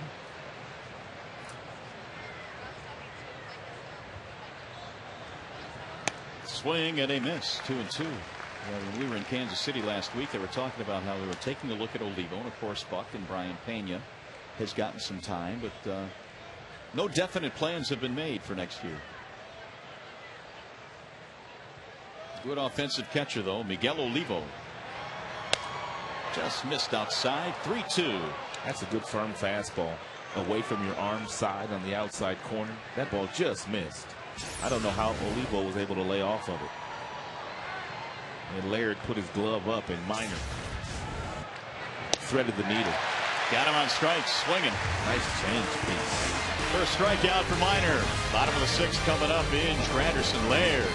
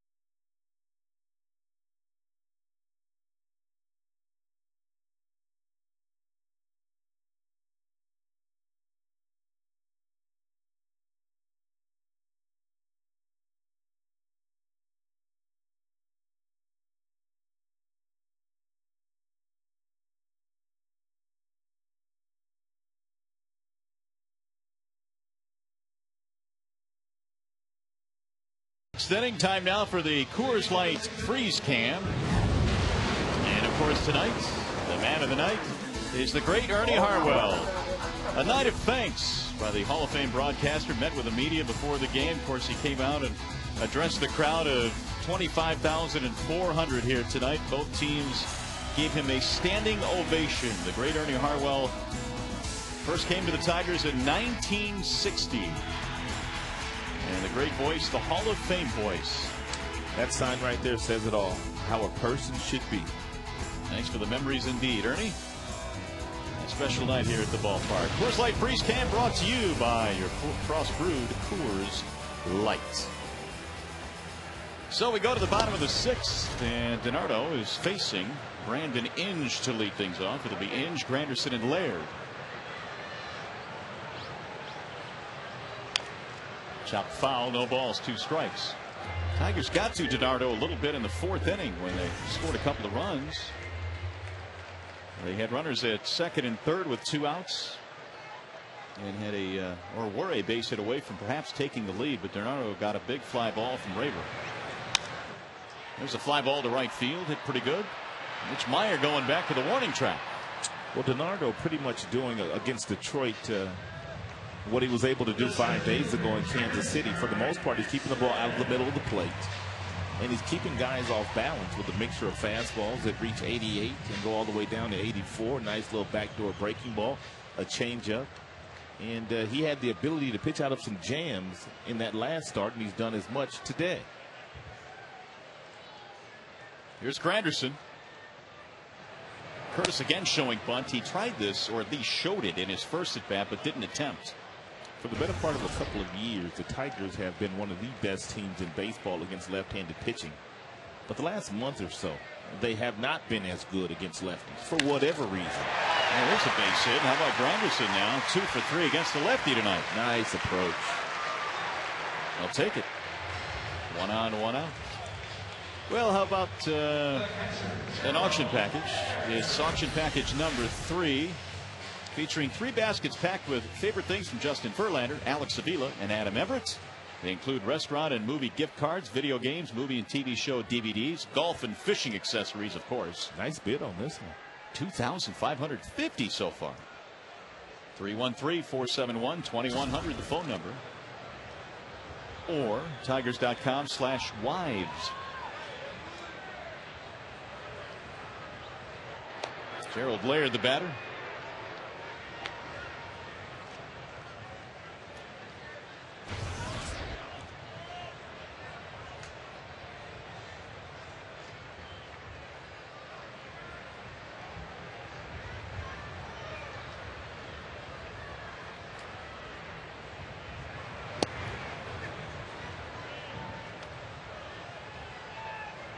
Laird reaching on a fielder's choice in the 4th.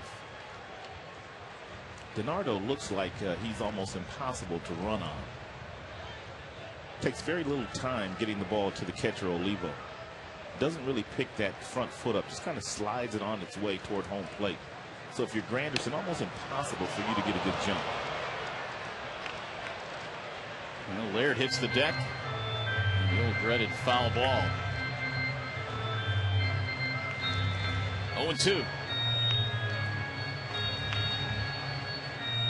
Tigers now have 7 hits.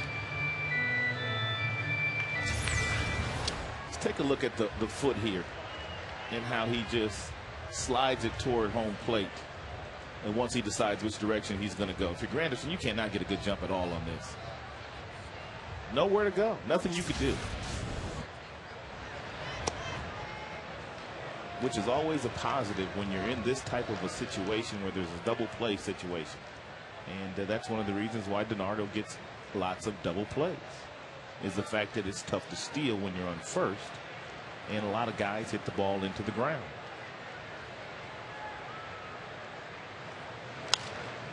Grounded foul.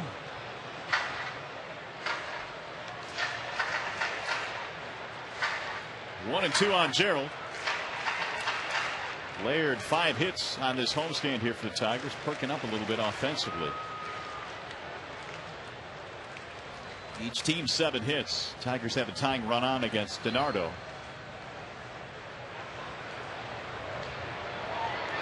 Well, he opened up the year as one of Omaha's relievers, got an opportunity to pitch in the rotation. All of a sudden he ended up as an all-star and really their best pitcher at AAA this year. And here he is in September, pitching once again in the big leagues. He's had time with a couple of different organizations, Boston and Oakland. That's sliced toward right center field, and it will drop. Base hit, maybe more. Let's see if this gets a run in. Granderson held at third base. It's a double for Gerald Laird. Boy, that's a tough call there for Gene Lamont. You got Granderson coming hard to third, but they got the ball in fairly quickly.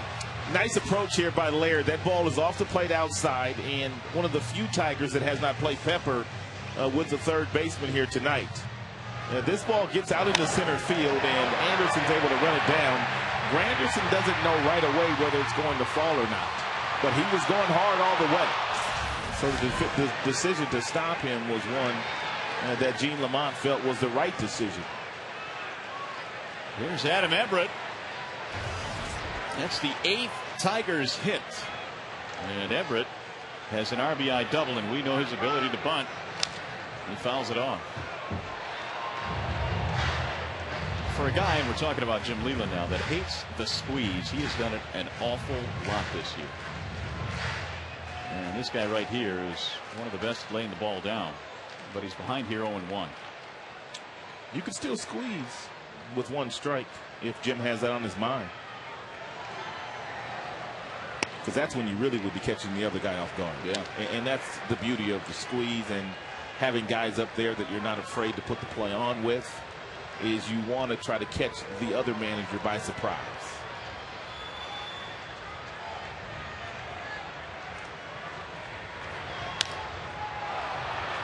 One and two. Well, Everett doubled in a run in the 4th. 42 RBIs this year. Again, the Tigers a base hit away from claiming the lead.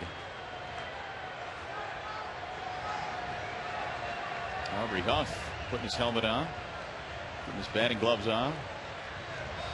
Just in case they bring in a right-hander? It appears so. We've got Wright warming up in their bullpen. Do they dare bring Wright in with runners on base? His numbers are ugly with runners with bases on, his inherited runners. I mean, ugly. 1 and 2.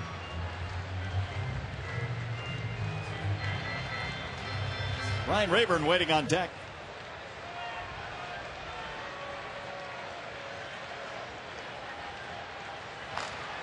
Here's Jamie Wright warming up.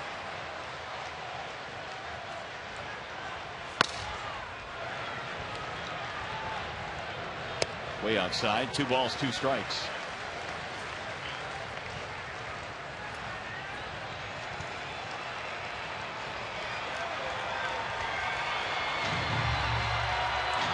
Granderson, runner at third. Laird, the runner at second.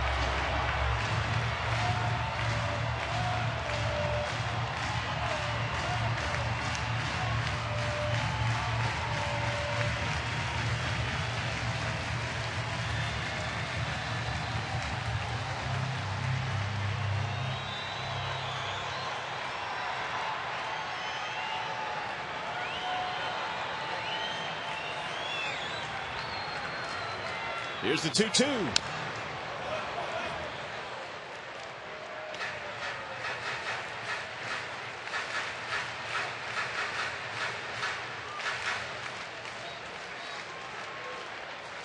Leland looking over his numbers. That's the chart that he looks over before every game. We walk into his office for the media session, and he constantly refers to that chart. And sometimes he can't even talk to us. He's too busy looking down at the numbers. Getting in his game mode. Ground ball to third, under the glove of Gordon, but Betancourt not in time. Infield hit, run scores, 3-3 game. Good base running there by Gerald Laird. Really good. Second RBI for Adam Everett. A lot of balls hit down toward Gordon. Gets a pretty good jump, but can't get there. Betancourt strong arm, but he can't get Everett. And as soon as G-Money, that would be Gerald Laird, sees the ball going across the diamond, he reads it and he's able to get to third base. Actually, had Betancourt come up and even looked toward Teospo, the second baseman, they may have had a chance to get Laird because it looked like he was in no man's land. They may be talking about that right now. So Leland directing the game from his dugout. We'll have a new pitcher now. Wright comes trotting in. It's a new ball game as well.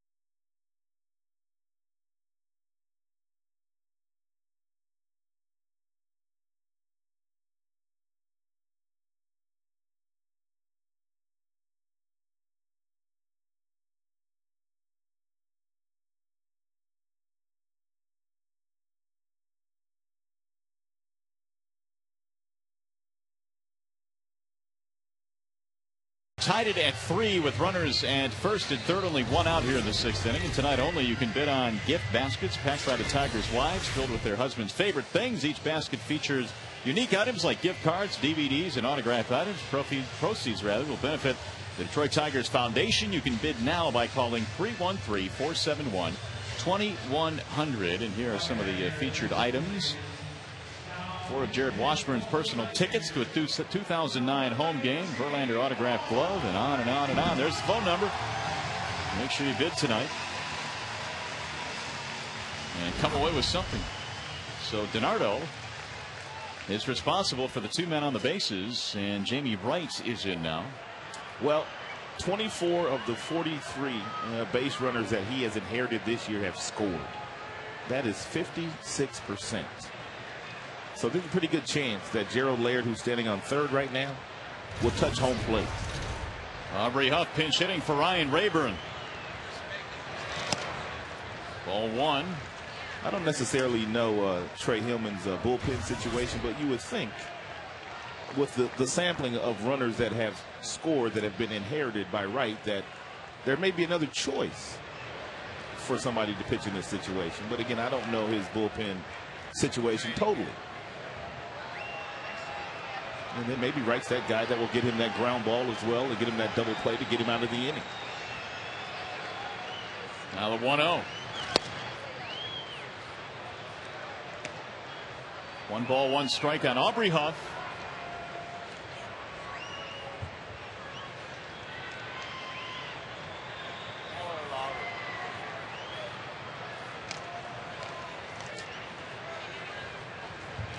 Swing and a miss. Good slider. That back foot breaking ball disappears on Huff. You see it out in front, all of a sudden you start your swing and it disappears on you. 3-3 ball game. Tigers have tied it up with a run here in the bottom of the 6th. A golden opportunity to go ahead. Aubrey just needs to put the ball in play. Oh, 2 balls, 2 strikes. Judging by the way that he took that 2-strike pitch, he was sitting on another breaking ball. Aubrey said he will go in this direction on occasion, especially with 2 strikes when teams are overplaying him to pull.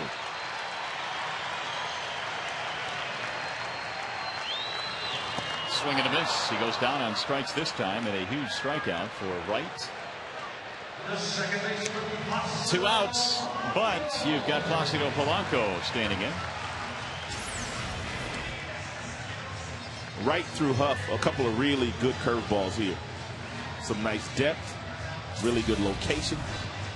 And he had a lot of faith in Olivo to bounce that ball, knowing that Olivo would get down and block it. So Polanco, who has a single and a walk, with an opportunity.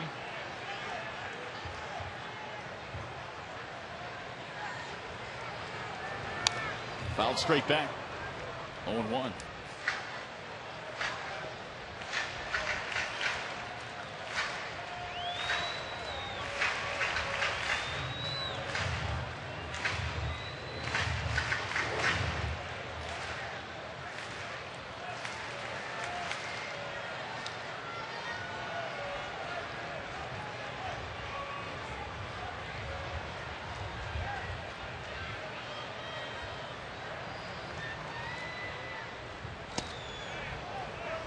Right, busting him inside. 1 ball and 1 strike.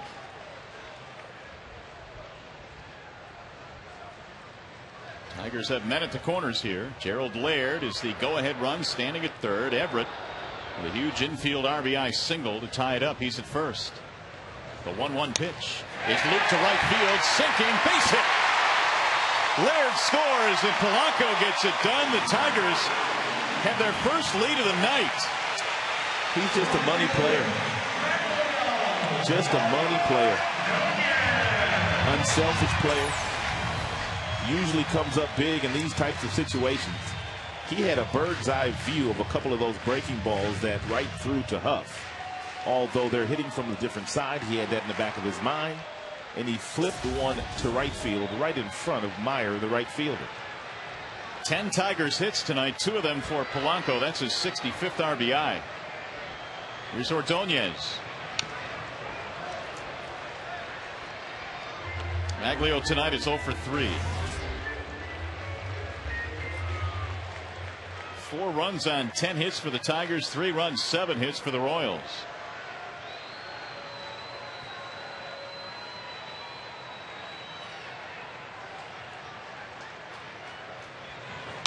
Breaking ball rolled towards short. Betancourt, tough play. He'll get Ordonez by a couple of steps to retire the side. Big inning though for the Tigers. 2 runs across. Gordon, Betancourt, Anderson coming up.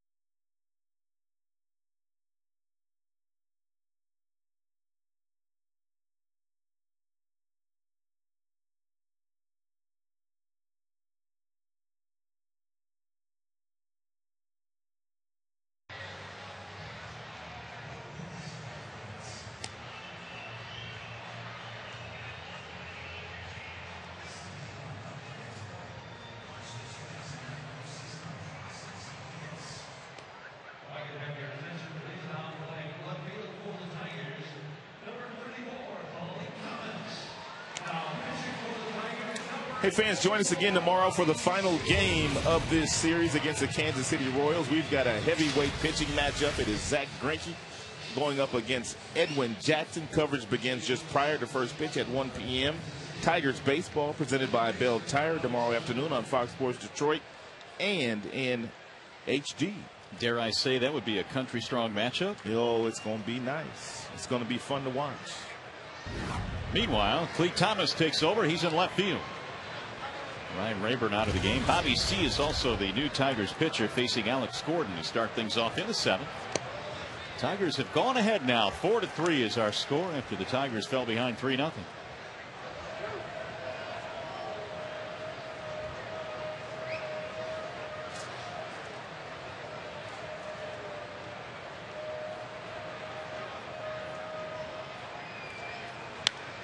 Fouled away. No balls, 2 strikes. One of the things that Bobby C has done this year more so than the first couple of years that he had done in a Tigers uniform, he's thrown a lot more fastballs. First couple of years, Bobby would come in and he would throw lots of breaking balls to the left-handed batters. And last year, lefties hit him better than the 300 clip, but this year, he's rediscovered some of the magic that he had in '06. And the reason for that is the fact that he's thrown a lot more fastballs. He's made a nice adjustment.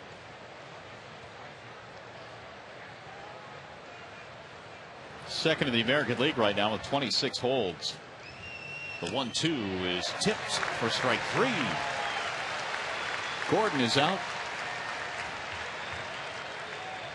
First out of the 7th inning. This is where the Tigers back end of the bullpen needs to put this one in the victory column. Tie this series up with Jackson and Greinke going at it tomorrow. Then the Tigers hit the road. Well, Jim kind of has it drawn up the way that he would draw it up if you asked him. He's got C, and then he's got Lyon, and he's got Rodney, who's back tonight. Bouncing ball to third. Betancourt is out, 2 away.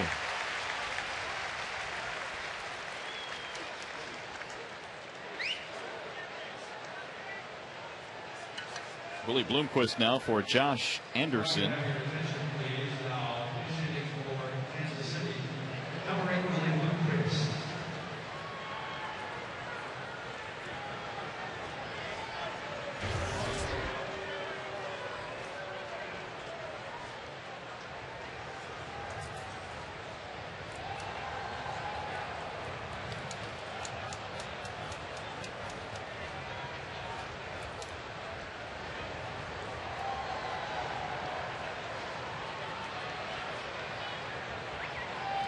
Bloomquist has pinch hit 7 times this year. This will be his 8th chance. He's 3 for 7.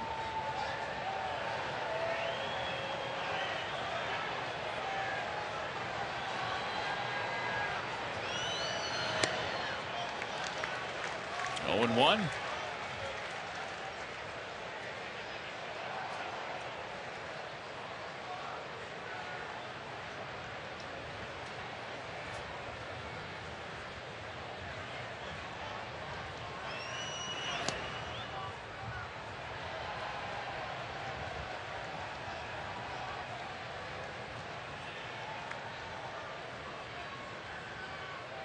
Royals raced out to a 3-0 lead. They got 1 in the 3rd, 2 in the 4th. Tigers answered with 2 in the 4th and went ahead with 2 in the 6th. Chopped foul. 1 and 2 on the former Seattle Mariner, Willie Bloomquist. Super utility player for the Mariners for quite a few seasons, 7 years in Seattle, and now providing the same services for Kansas City. He's played more this year than he has in any year. The Royals have had several injuries this year to key parts of their lineup, and Bloomquist has been the guy that has gotten the bulk of those at-bats. Ooh, we just got a piece of it. Staying alive. 1 ball and 2 strikes. Bloomquist played collegiately at Arizona State University. Brandon Lyon warming up.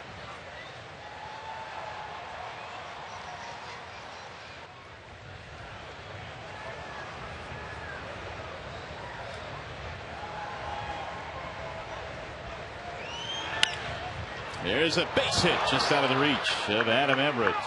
Good at bat.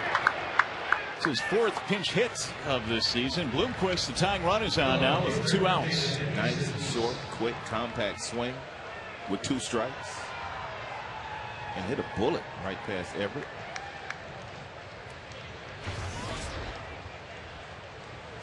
It'll give David DeJesus a chance with 2 away. He's 0 for 2 tonight, hit by a pitch to start the ball game.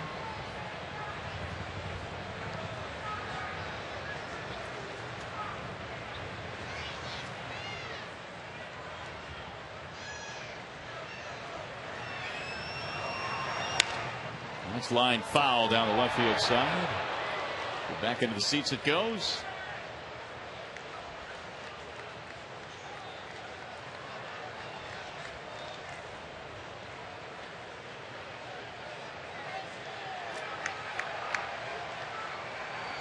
A base hit by Bloomquist, the 8th of the night for the Kansas City offense.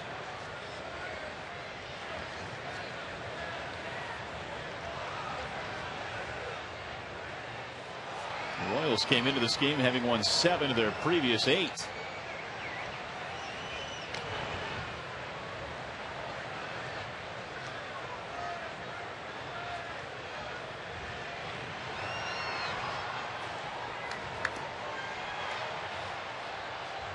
Meanwhile, Kyle Farnsworth warming up for Kansas City.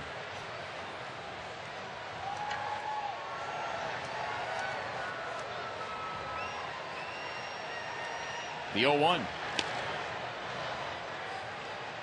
1 ball, 1 strike on DeJesus.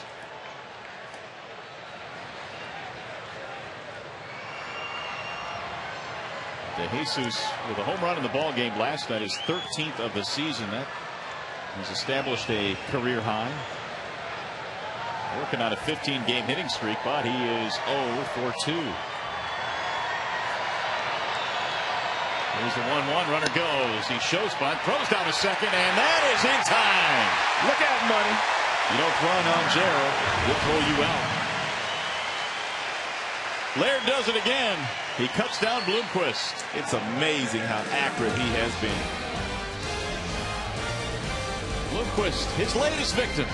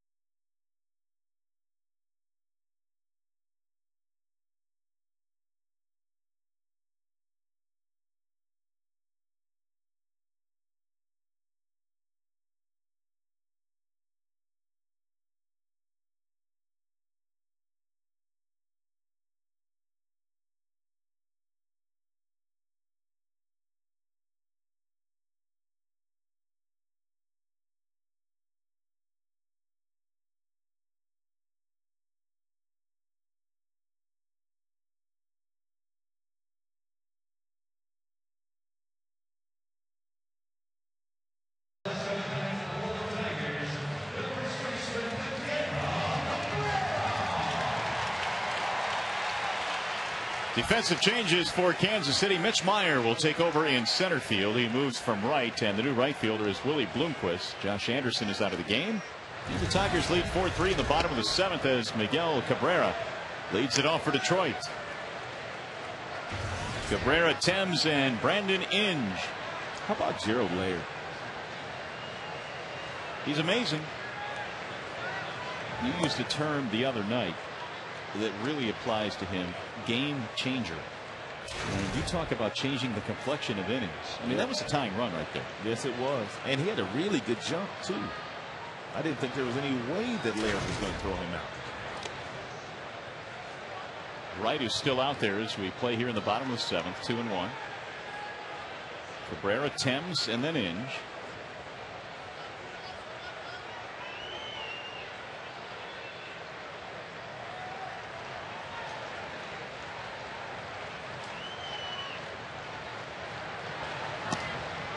The Tigers victory tonight, and they hold on to their 4.5 game lead. Minnesota a winner earlier today. They won at the Metrodome over Cleveland.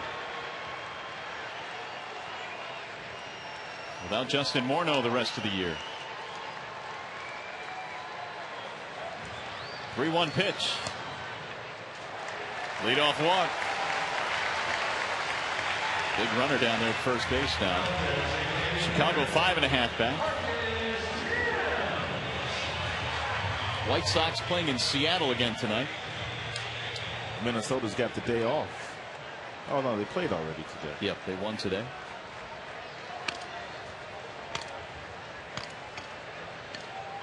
Well, with the leadoff walk, we have a meeting on the mound. Bob McClure coming out.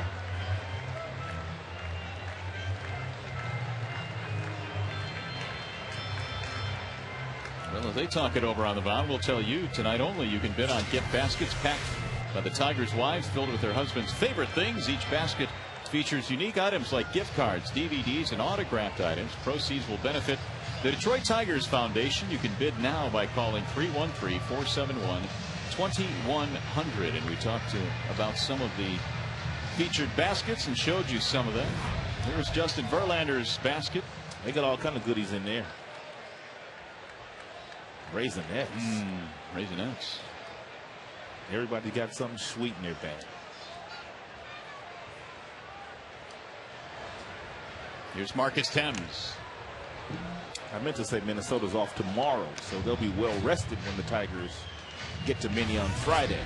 You going to shed a tear by the closing of the Metrodome? No, not at all. Not at all. Okay. I will ask you that question again next April when we play in Minnesota.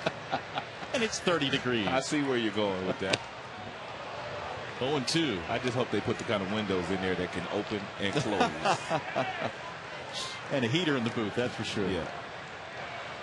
Roman Colon is in the bullpen.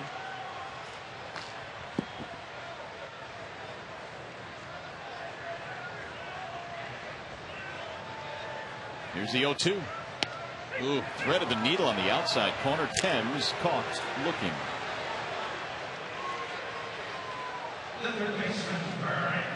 One on, one out. It's that time of the year where our upcoming calendar is going to show you the rest of the games. Those games, this next road trip, the first 3, it will give everybody a real good indication of just how this thing's going to wind down. Those 3 games in Minnesota, you'll have a really good idea. Yep. And we'll get them out of the way early on that trip. Friday, Saturday, Sunday.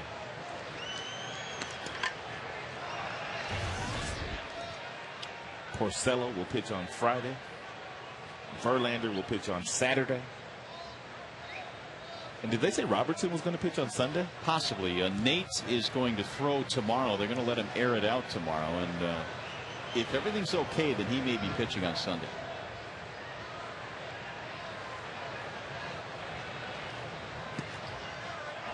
Two balls, no strikes. Nate struggled with the command in his last start and eventually had to leave because of the hip problem, and hopefully he'll be good to go.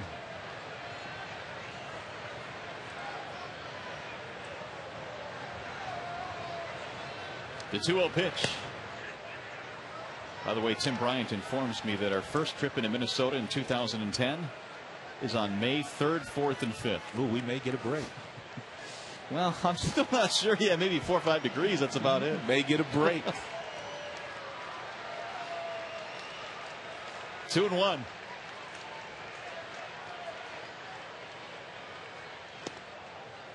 Three and one on Brandon. Granderson waiting on deck. Curtis had a couple of big knocks tonight, both of them against the lefty DiNardo, who has since departed.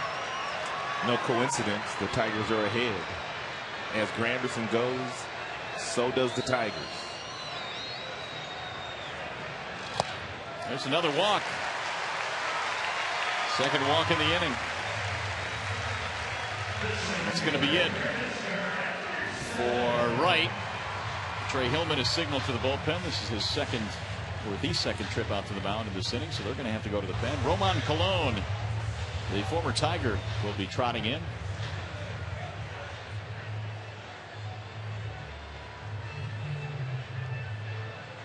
So Granderson will get a shot now against Colon, and he gets some final instructions from Lloyd McClendon. Auction package number 3 tonight features 3 baskets packed with favorite things from Verlander, Avila, and Everett. They include restaurant and movie gift cards, video games, movie and TV show DVDs, golf and fishing accessories, necklaces and bracelets like the players wear, and autographed items, and the proverbial whole lot more. Current bid $2,550. Here's Adam Everett's basket. More sweets. Obsessed with Baseball book on America's Pastime. Butterfinger. Milk Duds in there. That's old school candy there. Yeah, it is. There's that call center again, where they are standing by to take your call at 313-471-2100. And again, all of this goes to benefit the Detroit Tigers Foundation in partnership with the Boys and Girls Clubs of Southeastern Michigan. So you still have time to bid. Meanwhile, Roman Colon is on. Former Tiger. Roman Colon pitching in his 38th game for the Kansas City Royals. Earned run average a little higher than it should be for Colon. He's got some really good stuff. He's one of those guys that just really hasn't figured out the big leagues yet. But he's got a really nice right arm with a lot of juice in it. Well, key spot here in this game. Tigers are batting in the 7th inning. They lead by a run. They would like to pad that lead before we get to the 8th inning and make it a little bit more comfortable. A crowd tonight of 25,400 enjoying this one. It's been a good game.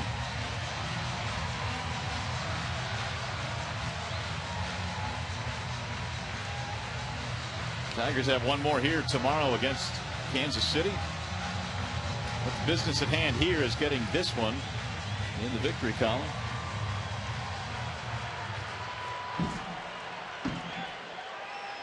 Here's Curtis Granderson.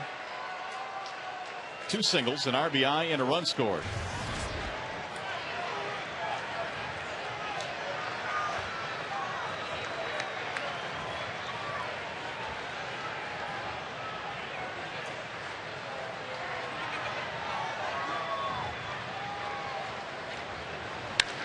Swings in the first pitch and drives it in the air deep to left center field. DeJesus going back. He's going to get there. Granderson put a charge into that one to the middle of the warning track in left center. And it falls just a little bit short. DeJesus had to cover a lot of ground in left field, but he was able to cut that ball off before it gets out of here, or to the warning track, I should say. It stayed up a long, long time. He thought he had himself something off the wall, I think. A little bit of wind up there. I think they're talking about the fact the wind man knocked that one down a little bit. Not much, but there's a little wind blowing left or right this evening. Strike one to Laird, who doesn't like that call from Bruce Dreckman. The front door didn't want to slide it. Usually when you see the slider come out of the right-hander's hands, it ends up on the outside corner. At that time, the ball stayed up and inside, and Laird did not believe that was a strike.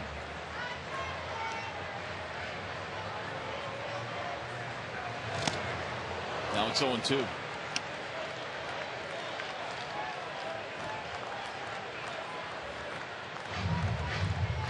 What a huge difference between 1-0 and 0-1.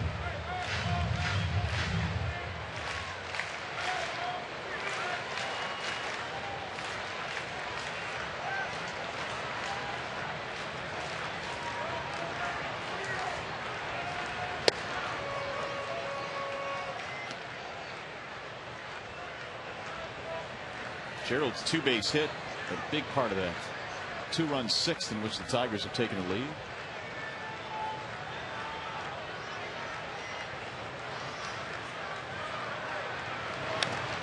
Oh, he stays alive barely.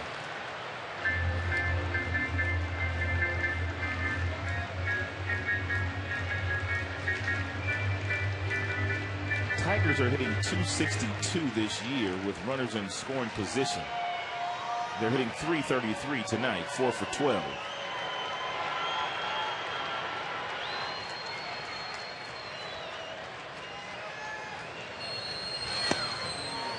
Ooh, Dreckman was just about to go up that right hand, and at the last second, he flinched. He came out of his crouch and then just stopped. Watch him flinch here.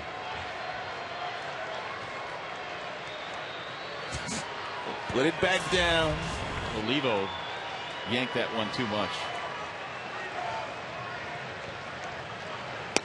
And it doesn't matter. He struck him out. So the Tigers threaten, do not score. They get a couple of walks. Roman Colon comes out of the bullpen and gets it done. DeJesus, Meyer, Butler coming up in the 8th.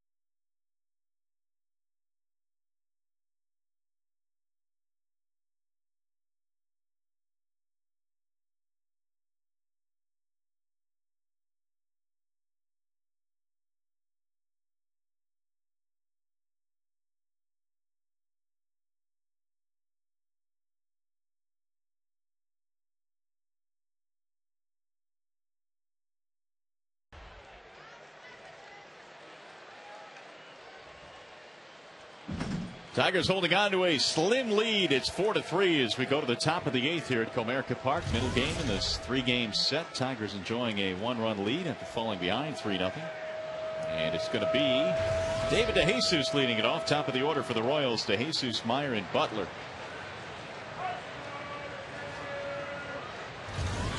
Bobby C back out there for his second inning of work. First pitch strike.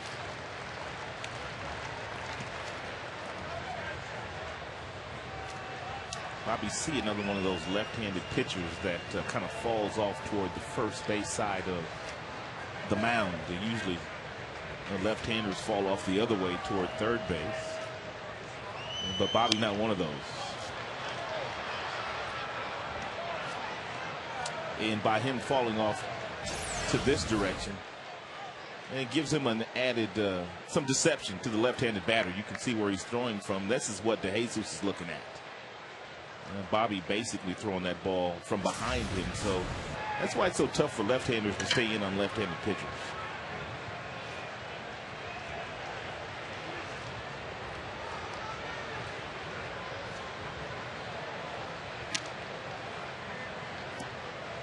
Jesus 0 for 2, ground out, fly out. He was hit by a pitch to start the game.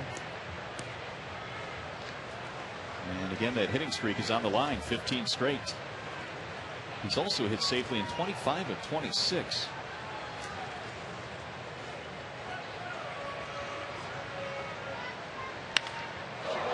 There you go.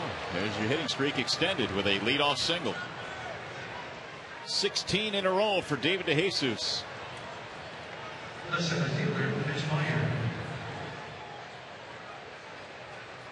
16 straight, still not close to the longest hitting streak this season. That belongs to Ichiro, who had a 27-gamer back in May and June.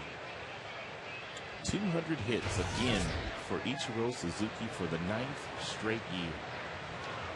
It's a record. 9 straight years. No one has ever done that. How special is he? Here's Mitch Meyer.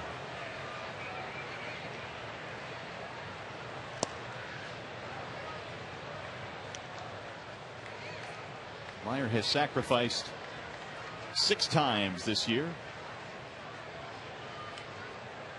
He's had a big night, singled in a run. He's also picked up a double.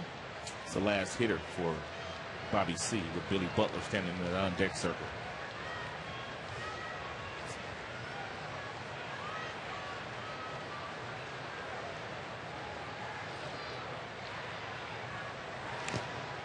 Laid it down foul.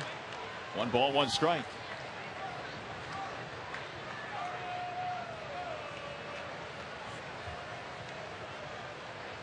The Royals team record, by the way, for hit streaks is 30 by George Brett. So DeJesus a little bit over halfway there.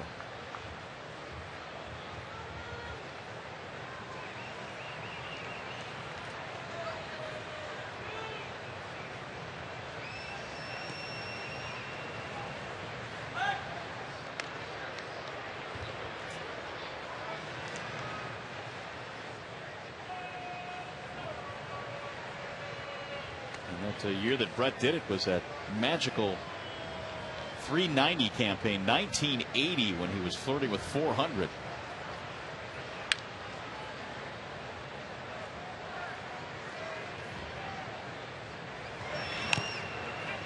Bunted right at the plate. He'll go to second and get the force there. They called it foul. They will. Ooh, Laird pounced on it. They're calling it a foul ball. Here comes Jim Leland to argue it. Gerald made a great throw to second. Bruce Dreckman signaled foul ball. Not much of a beat from Jim Leland.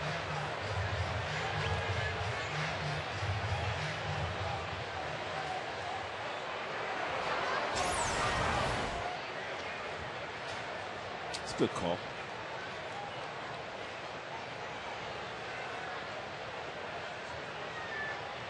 Ball never went fair and was grabbed in foul territory. Now the 1-2.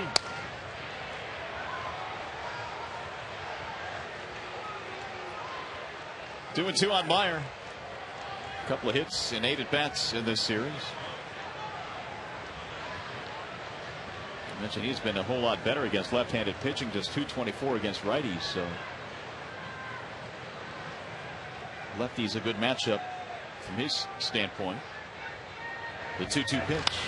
Little looper into center. Base hit. DeJesus rounding the bag. He's going to third. And he is going to be in there sliding. It's first and third and nobody out. Throw him a breaking ball that Meyer was fooled. He was out in front. His body was already gone, but he did keep the bat back long enough to make some contact. Take a look at this. I mean, this ball is off the plate outside, and good base running by DeJesus. Granderson playing deep. He wasn't going to get there. And by the time Granderson picked it up, a little courtesy slide by DeJesus into third. He could have went in there standing up. So Bobby C gives up back-to-back singles to Jesus and Meyer, and they will go to the bullpen.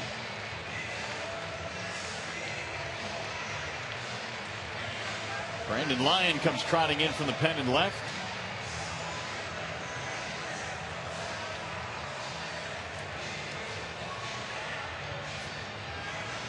On Auction package number 1 tonight features 3 baskets packed with the favorite things from Brandon Inge, Foutainé, and Aubrey Huff. They include snacks, a gaming system, toys and action figures, movie DVDs, music CDs, autographed items, and more. To place a bid or make a donation, call 313-471-2100. Highest bid right now, $24.20 on package number 1.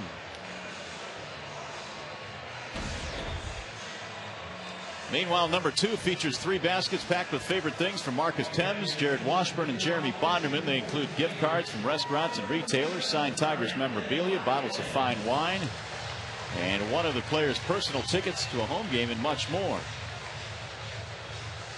$1,100 is the updated bid on that one.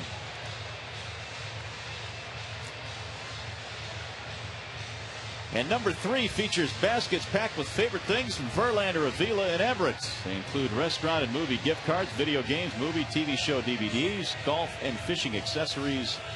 And $2,700 is the current highest bid in that one.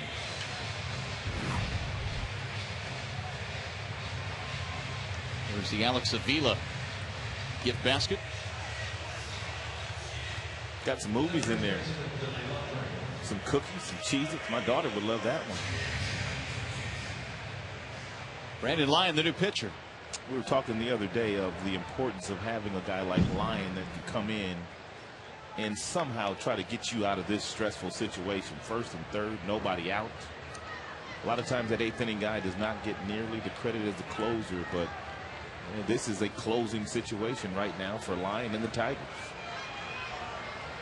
Butler is 0 for 3 and now 0 for 6 in the series. Tying run at third, go ahead run at first, nobody out. It's a good pitch. First pitch breaking ball. And Billy Butler loves to sit on fastballs and loves to swing at the first pitch.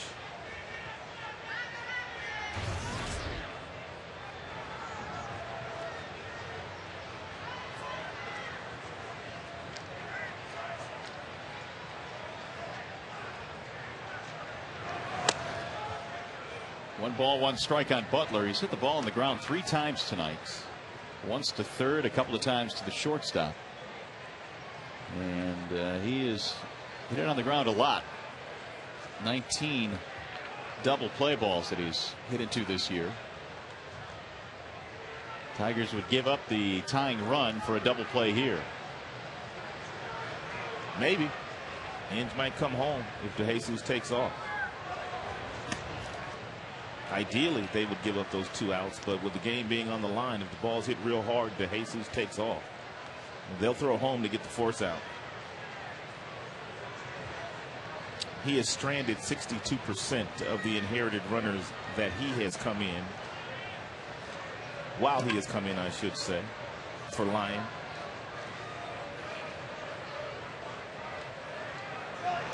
There's a bouncer back to the mound. Lyon will get the out at first, checking the runner at third. Kind of surprised he didn't look to second there.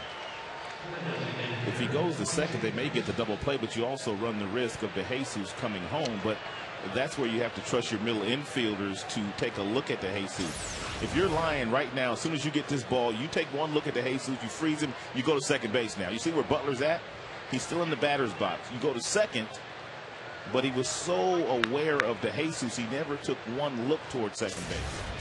When he got the ball in his glove, Butler was still in the batter's box. They would have gotten 2 there, but again, you run the risk of that runner scoring unless you have a heads-up shortstop or a second baseman that will turn and throw that ball back to home to get the force out. So now Jacobs has a chance to get his team the lead again. Second and third, 1 out. Each side now with 10 hits. 1 ball, no strikes on Jacobs, who has a walk and a single. He's also scored. This would be big if they could somehow get a strikeout here or pop up with DeJesus still standing on third. I don't know what Jim would do for sure, but I know he would be entertaining the thought of walking Kayaspa to load the bases to go after Olivo or whoever they bring to the batter's box.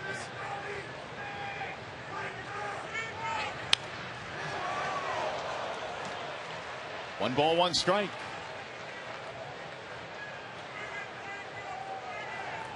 Back and forth ball game. The Tigers down 3-0, made it 3-2, went ahead 4-3. And now the Royals threatening here in the 8th with only 1 out.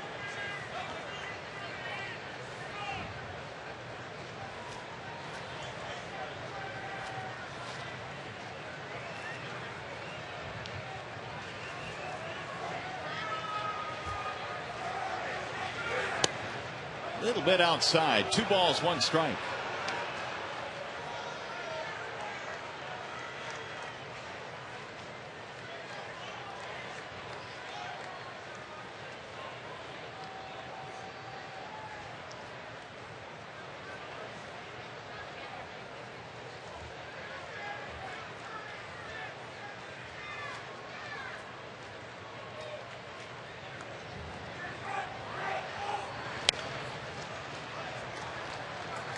Two and 2 as the count levels on Jacobs. Callaspo waiting his turn on deck. Back up there in the bullpen for KC is Kyle Farnsworth. He's been up a couple of times.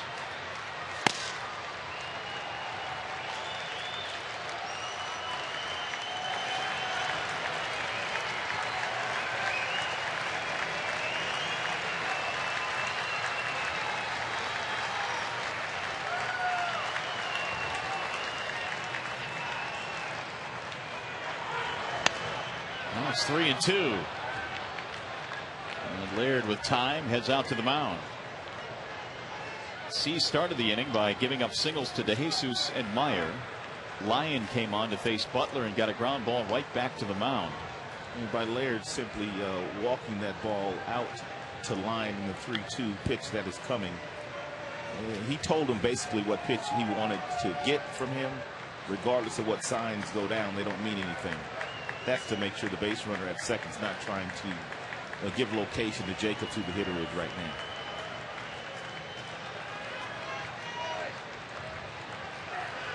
Swing and a miss. He struck him out. 2 gone. First part is accomplished. Now will they pitch to Callaspo? Let's take a look at our Bell Tire pitch by pitch and how Lyon attacks Jacobs. Runner on second and third. You've got 1 out. First he crowds him inside. Then he goes away with a few pitches. And then he finally comes back inside once again. And then he finishes them off again down and away. Talk about keeping the ball out of the middle of the plate. That's exactly what Lyon was able to do there to Jacobs. And he got a huge out. Huge out. Maybe he's going to leave it up to Lyon to decide whether he wants to walk Callaspo or not.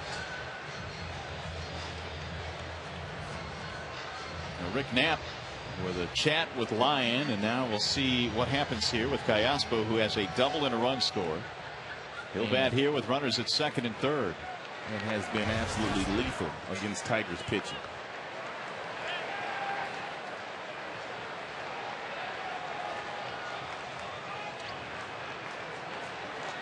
They're going to disguise it like they're pitching to him, I would assume.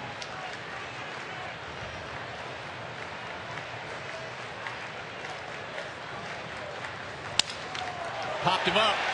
Right side of the infield. Inning over. Big out. Lyon pitches out of the jam. He gets 3 in a row. Tigers hold on to their lead. Tigers baseball tonight presented by Bell Tire.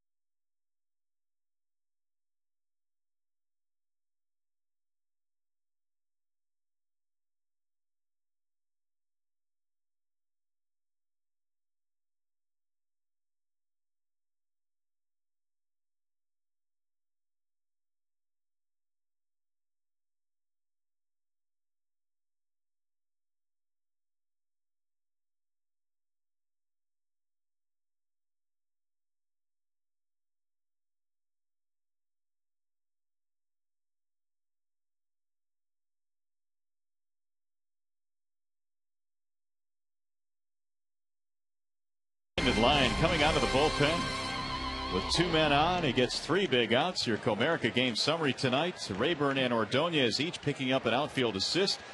Adam Everett out of the 9 slot providing 2 RBIs, and the Tigers pen 3 innings, no runs. So now we go to the bottom of the 8th, and it's Everett leading it off. Roman Colon is back out there for Kansas City. Each team tonight with 10 hits.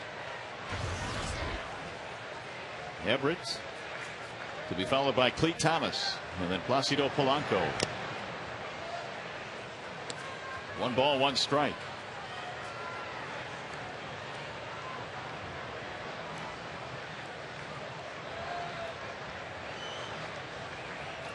Colon did a nice job himself coming on in the last half inning, getting a fly ball and a strikeout with a couple of runners on.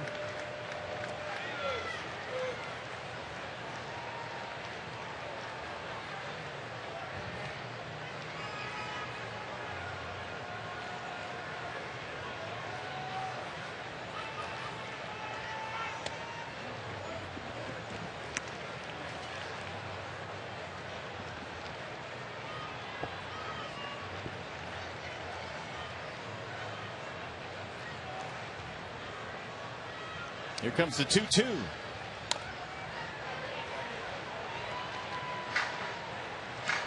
Tigers 2 runs in the 4th, 2 in the 6th.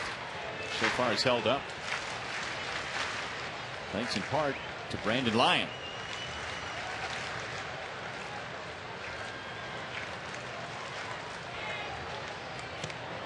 Almost hit him. 3-2.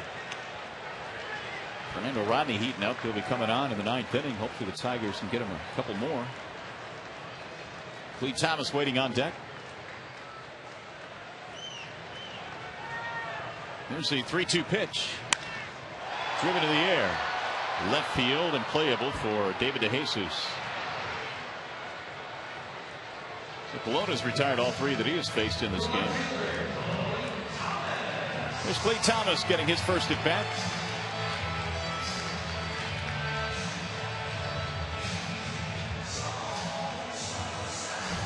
Talking to Clete before the game today about that ball he lost in the lights last night before he made a great diving catch out in right field, and he said you have no idea how scary that is. You see the ball off the bat and it just never comes out of the lights, and as an outfielder you're not sure if it's going to hit you in the head or where it's going to land. That's why you see most guys simply turn away from it once you lose it.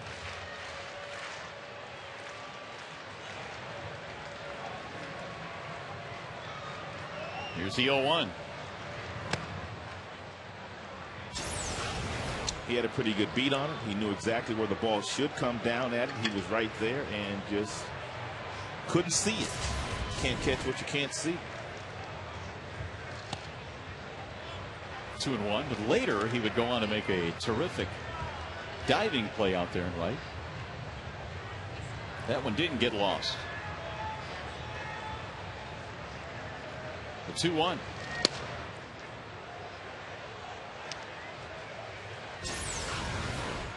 There's that catch. Stretching out in right field. The 2-2. And a shallow left. Betancourt. 2 outs. He's going to leave it up to Polanco.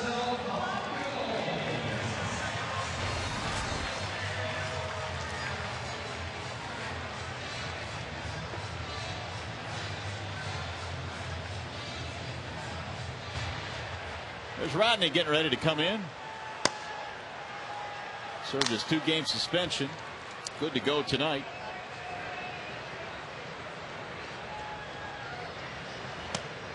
Up and into Placido.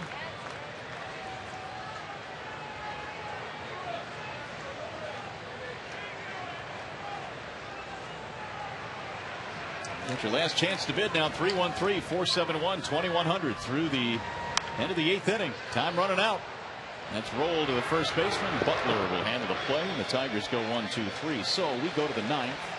Fernando Rodney about to check into this one after Lyon does a fantastic job, and the Tigers leading 4-3.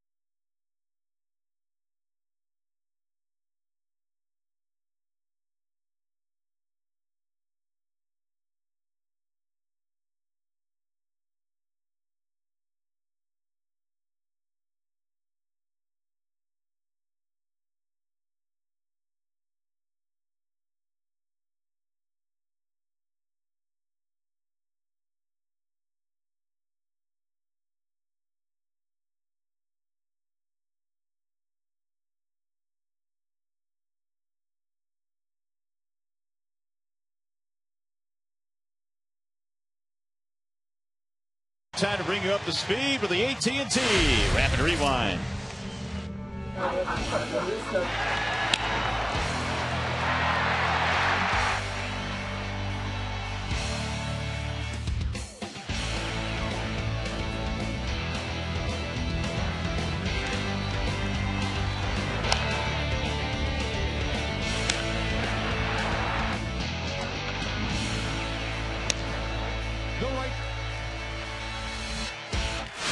AT&T, the nation's fastest 3G network. AT&T, your world delivered. Here come the Royals as we go to the top of the ninth. Tigers on top by a run. Don Kelly is the new left fielder for Detroit. Clete Thomas will slide over to right. Maglio is out of the game, and Fernando Rodney is your new pitcher. Well, very important for Fernando to get this first hitter out. No base on balls, and simply get him out. He's been pretty good this year with 32 saves in 33 opportunities, I should say. He's only blown one, and in that one blown save, the Tigers came back and won that game. Miguel Olivo is 1 for 3. He's starting things off here in the ninth. 2 balls and 1 strike. He's had 3 at-bats career against Rodney, 1 for 3 against him.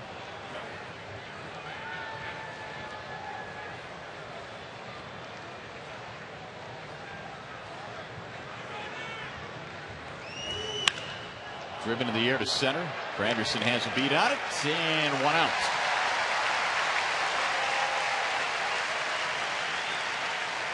Olivo is gone.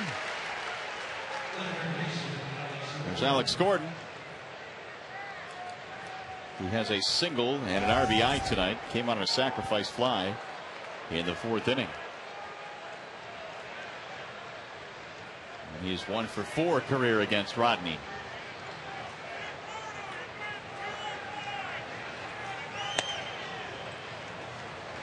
One ball, no strikes.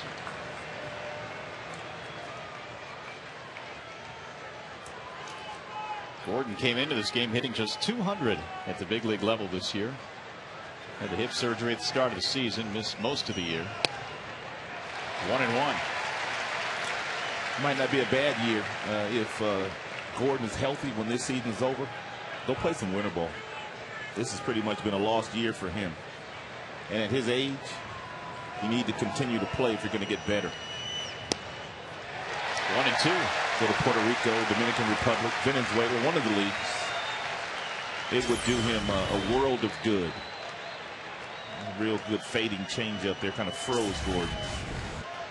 Nowadays, the players kind of have the luxury of telling management when they want to go play winter ball.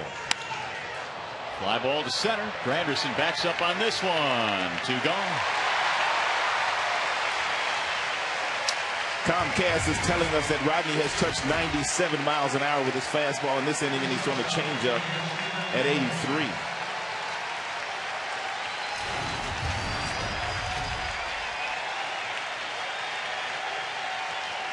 So they're on their feet, 25,000 plus.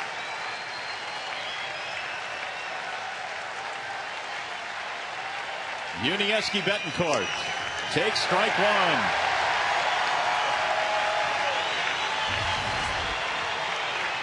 Doubled in the 3rd, did not score. Tigers 1 out away from a victory. Line foul. And now it's 0-2 on Unieski Betancourt.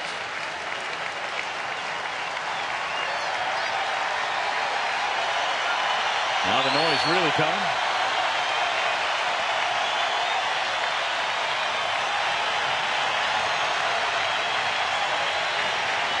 Here's the 0-2 to the right side. Polanco flags it down. Tigers win. Big win. A 1-2-3 inning for Fernando Rodney. Another save, his 33rd of the year. And the Tigers for another day hold off Minnesota. Their lead remains at 4.5. Right now we send it down to Mickey York with a preview of tonight's Tigers Live.